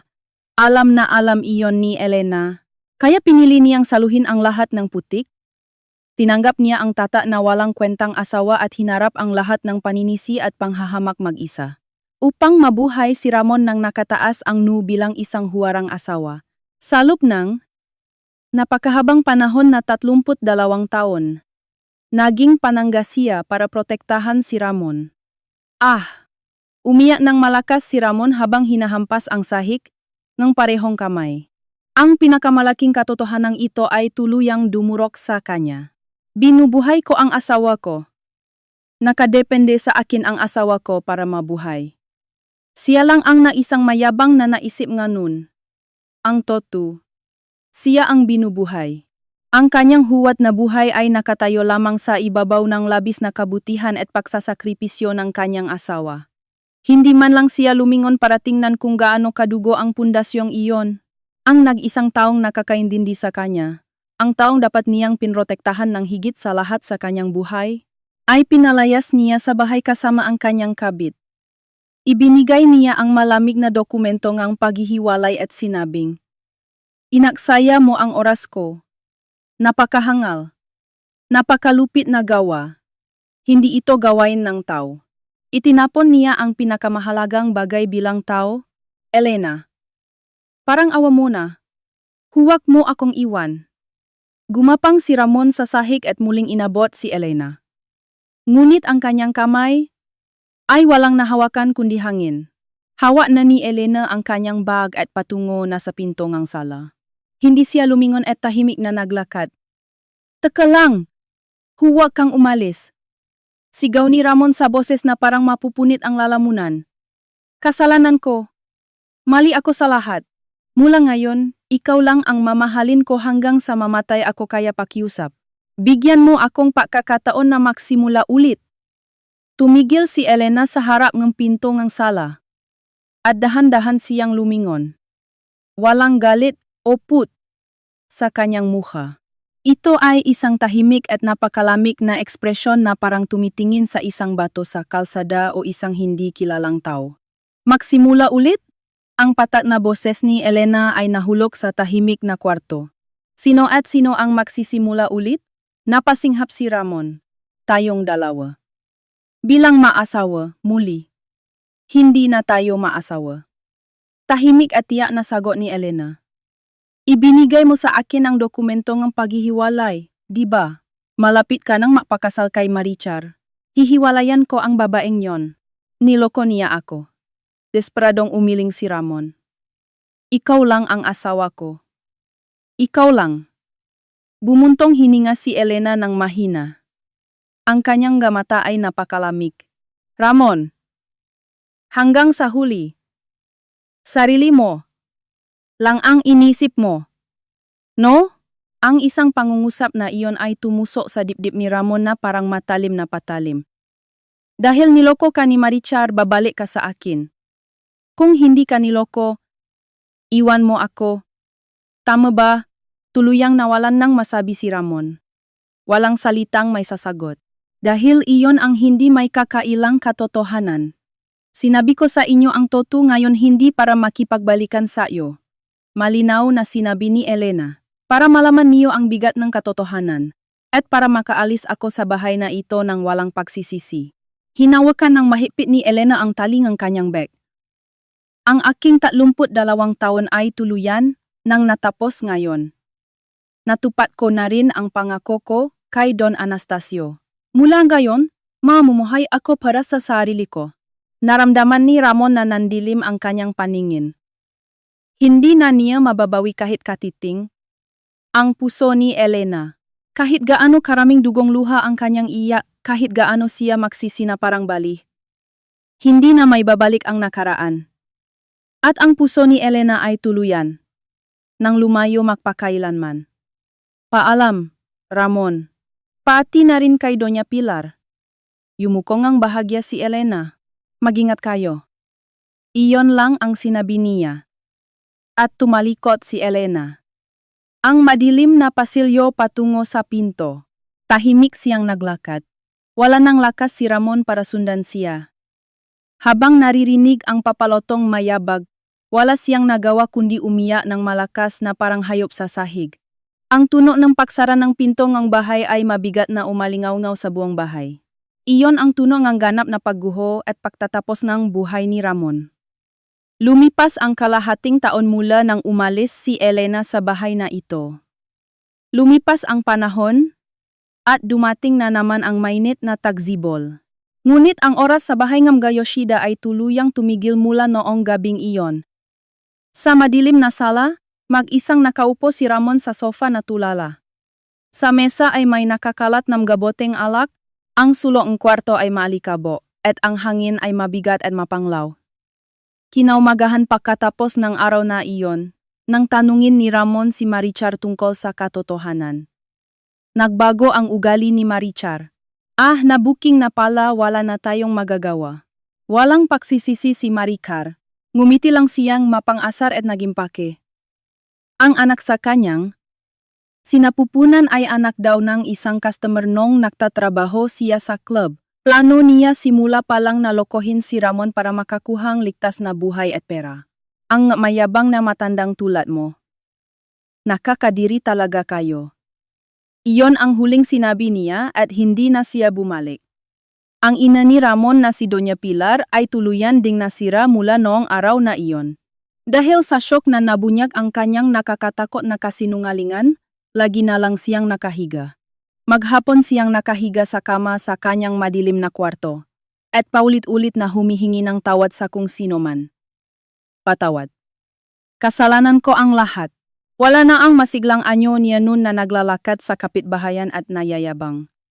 Hindi na rin pumupunta ang mga kamag-anak. Dahil nalaman nila kung sino ang nagsakripisyo para kay Elena sa lubngang mahabang panahon. Napakatakot na mag-ina. Kawawa naman si Elena.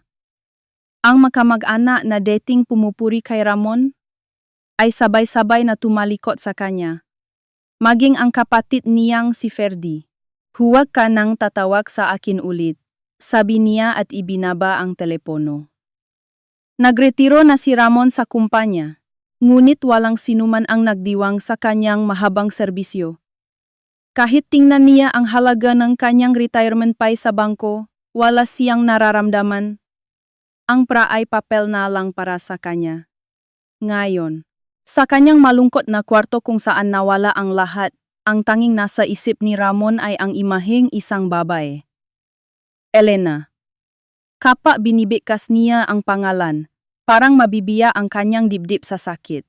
Ang nag-isang asawa na nagprotekta sa kanya sa loob ng 30 taon. Gaano karaming sakit ang tinis niya habang nakangiti sa tabi niya. Bakit hindi niya napansin ang kanyang labis na kabutihan? Gabi-gabing tinititigan ni Ramon ang lumang sobra na iniwan ni Elena at umiyak. Tuwing binabasa niya ang sulat mula sa kanyang ama, nawawalan siyang pag-asa sa kanyang katangahan. Gusto ko siyang makita kahit isang beses lang. Hindi siya nag-isip niyang gabagay tulad niyang pagbabalikan. Gusto lang niyang humingi ng tawad ng personal kahit kapalit pang kanyang buhay. Gusto niyang ilapat ang kanyang noo sa lupa at humingi ng tawad. Pumunta si Ramon sa isang detective agency at nagbayad ng malaking halaga para hanapin si Elena. At makalipas ang ilang araw, may isang address sa report na ipinadalang detective. Ito ay isang maliit na bayan sa tabing dagat na malayo dito. Nanginginig na hinawakan ni Ramon ang papel. At agad na umalis ng bahay. Ilang oras sa tren, pagbaba niya sa hindi pamilyar na istasyon, hinaplos ng hangin na amoy dagat ang pisngi ni Ramon. Ang langit ay asul at maaliwalas, at naririnig ang tunog ng alon mula sa malayo. Naglakad si Ramon sa daan sa tabing dagat gamit ang mapa sa ripot. Ang kanyang puso ay tumitibo ng mabilis. Nanginginig ang kanyang mapa, at pilit niyang pinipigilan ang sarili na matumba habang naglalakad.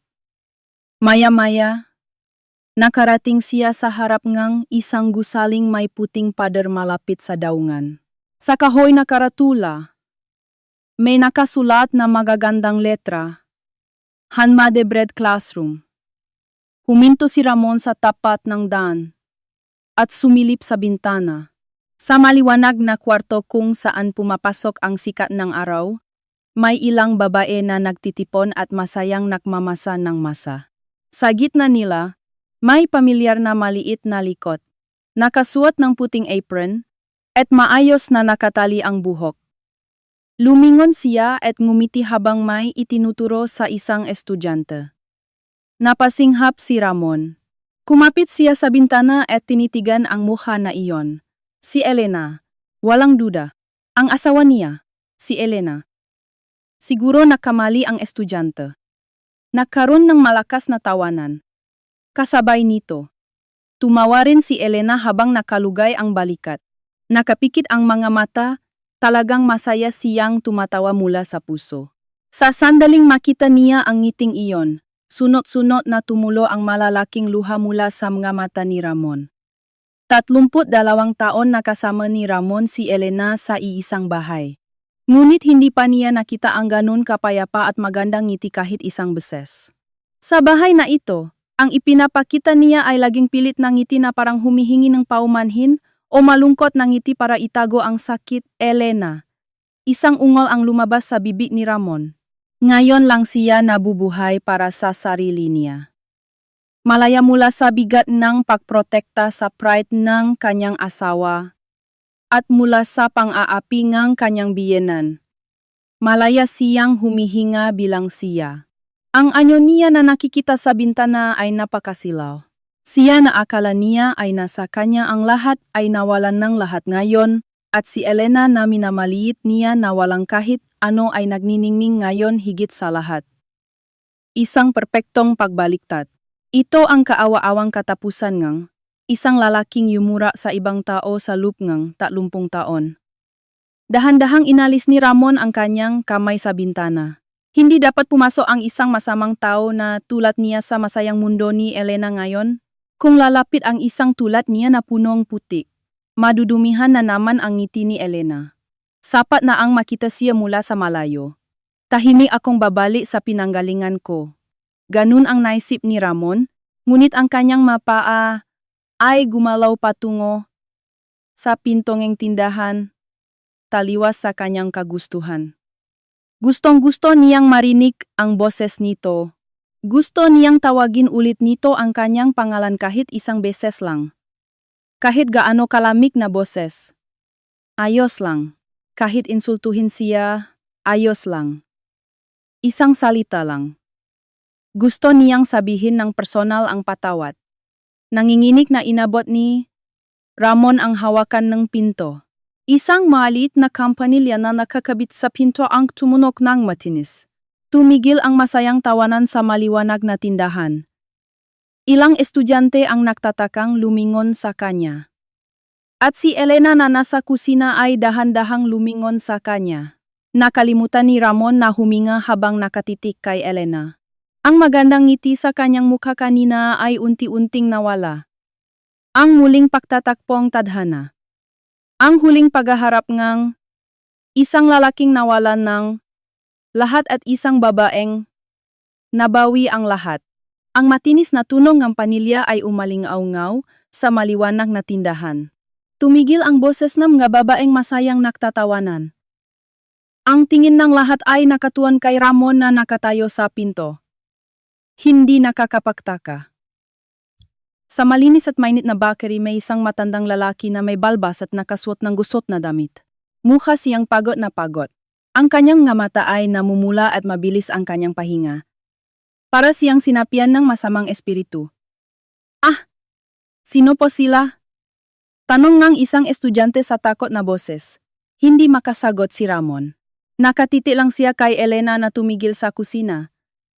Kahit nakita ni Elena si Ramon, hindi siya nagulat. Tahimik niyang ibinaba ang hawak niyang basahan sa mesa at lumingon sa mga estudyante sa mahinahong boses. Pasensya na po kayo. Hanggang dito na lang muna tayo ngayon. Ako na po ang magbabakit ng masa. Pakikuna na lang po bukas. Ah, sige po. Ma'am, ayos lang po ba kayo? May bisita lang akong dating kakilala. Sa mahinahong boses ni Elena, nagmadaling mag-ayos ang mga estudyante at umalis sa tindahan. Sa huli, sumara ang pinto at naiwan sina Ramon at Elena sa loob ng tindahan. Katahimikan.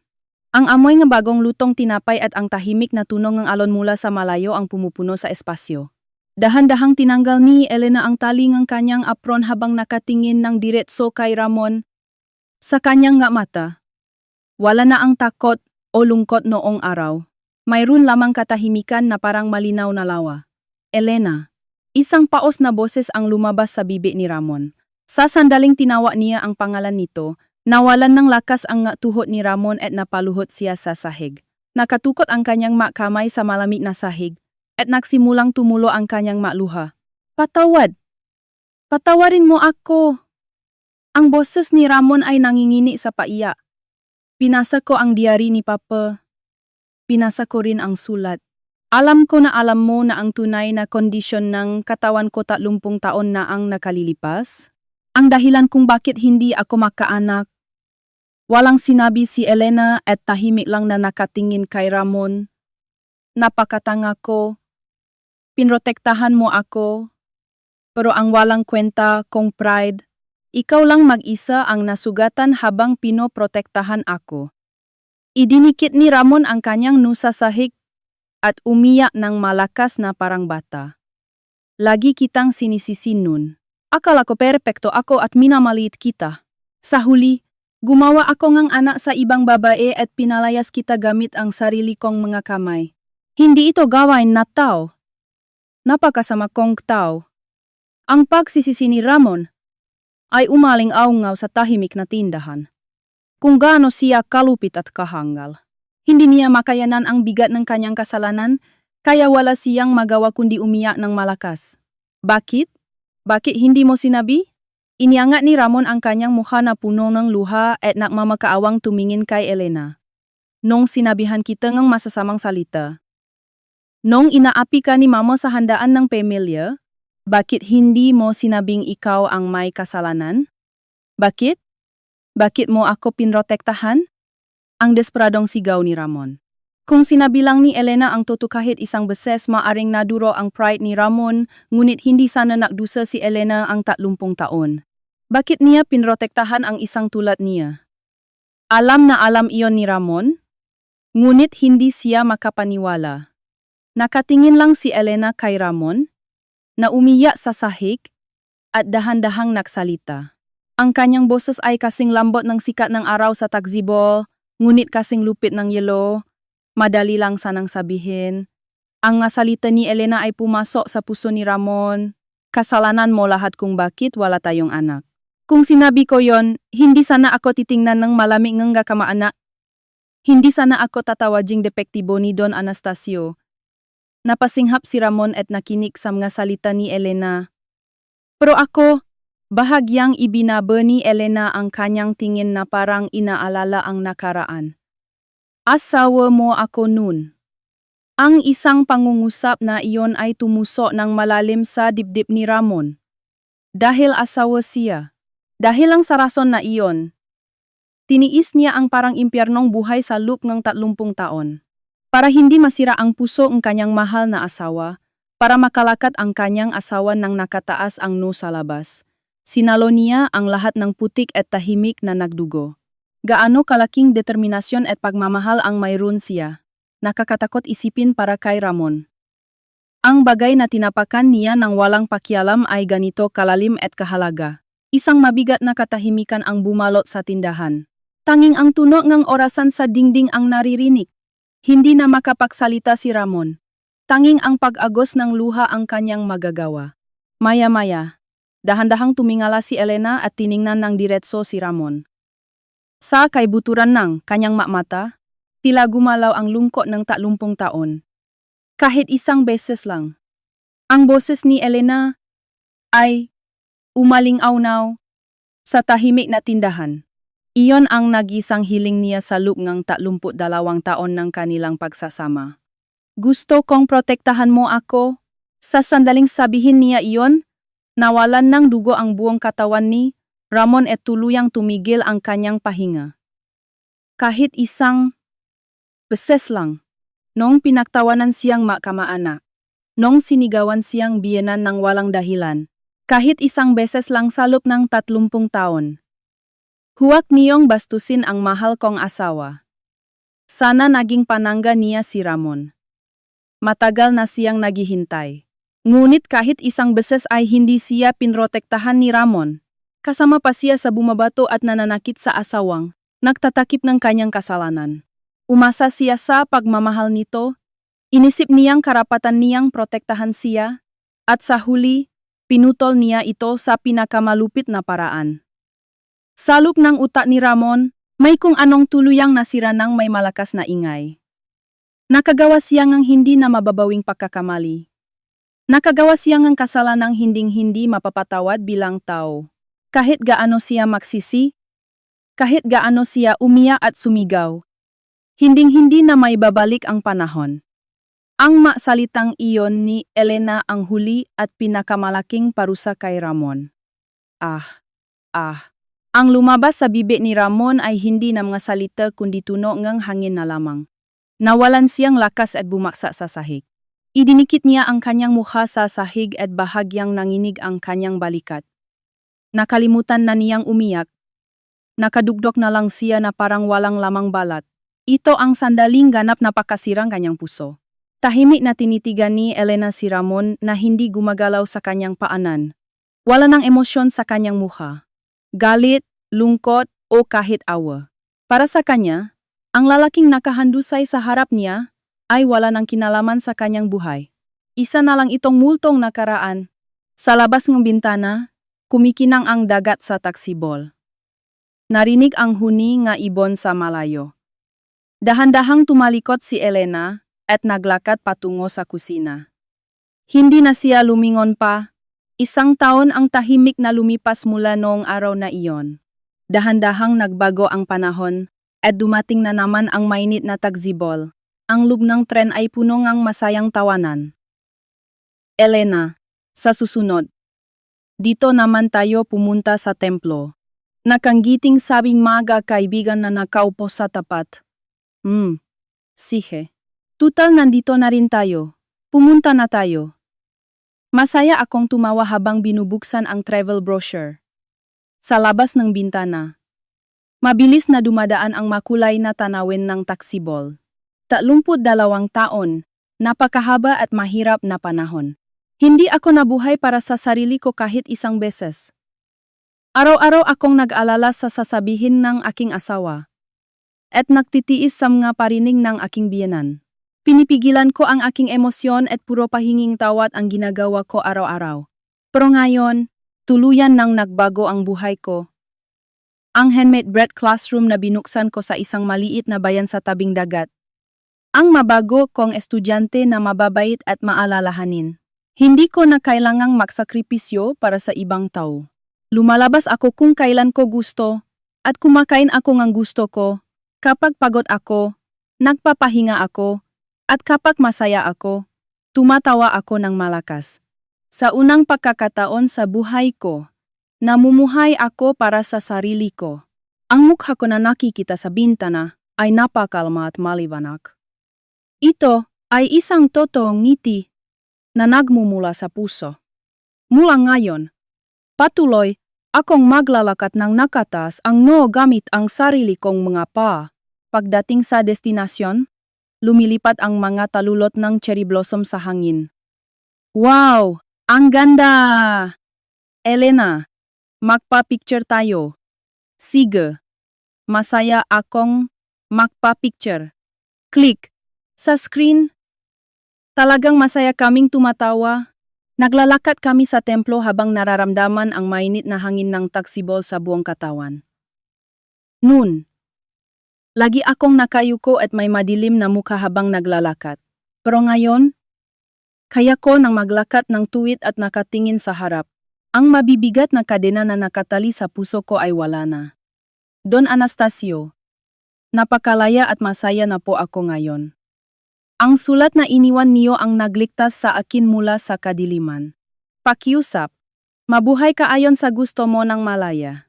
Tulad ng sinabi niyo, nagsimula na akong maglakad sa sarili kong bagong buhay. Ang oras ko mula ngayon ay para sa akin na lamang. Samantala, sa madilim at tahimik na bahay ng Gayosida, mag-isang nakaupo si Ramon sa malamig at madilim na sala. Nakasara ng mahigpit ang kurtina, at hindi pumapaso ang mainit na sikat ng araw ng taksibol. Ngayon, isa na lang itong malungkot na espasyo kung saan tahimik na naipon ang makapal na alikabo. Pumasok sa isang nursing facility sa malayo si Doña Pilar ilang buwan na ang nakalilipas. Tuluyang nasira ang kanyang puso dahil sa shock na nabunyag ang kanyang malupit na kasinungalingan. Araw-araw daw siyang umiyak at humihingi ng tawad. Marami ng puting buhok si Ramon, at naging kuba na ang kanyang likod. Kahit gabi na, walang mainit na lutong bahay na hapunan. Sa mesa ay may nakakalat na mga basyong kahon ng pagkain mula sa convenience store. Walang nangangailangan sa kanya, isang walang katapusan, walang laman, at walang saysay na araw-araw, sa payat at nangingini na kamay ni Ramon, may hawak siyang isang lumang papel. Ito ang 30 taong gulang na medical certificate na naninilaw at punit na ang mga gilid. Ang natural na pagbubuntis ay napakahirap. Araw-araw niyang tinititigan ang malupit na mga letrang iyon hanggang sa magsawa siya. Tinititigan niya ito habang umiyak at patuloy na nagsisisi ng labis sa gitna ng malalim na kawalan ng pag-asa. Noong araw na iyon 30 taon na ang nakalilipas, ang araw na nawala niya, ang pinakamahalagang bagay sa kanyang buhay gamit ang sarili niyang mga kamay magpakailanman. Kung tinanggap niya lang sana ng tapat ang katotohanan ng kanyang pagkabaog noong panahong iyon, kung napansin niya at pinasalamatan ang malalim na kabutihan ng kanyang asawa, kung itinapon niya ang kanyang maliit at walang kwentang pride bilang lalaki, marahil ay tahimik silang namumuhay ng magkasama ngayon. Baka makasama silang nagbibiyahe, nanunot ng magagandang cherry blossoms, at nagtatawanan. Ngunit kahit gaano karaming luha ang kanyang iiyak sa pagsisisi, hindi na babalik ang panahon, salop napakalamig na bilangguan na tinatawa na kalungkutan. Maisa siyang magdurusa sa kanyang mabigat na kasalanan hanggang sa siya ay mamatay. Paulit-ulit na bumabalik sa isipan ni Ramon ang mga hangal na tanawin ng nakaraan. Ang gabi na sinigawan niya ang kanyang asawa dahil sa stress sa trabaho.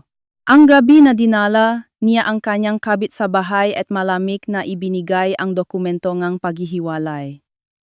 Ang kanyang sarili na pangit na nakmayabang at nagsabing, tapos na ang buhay natin.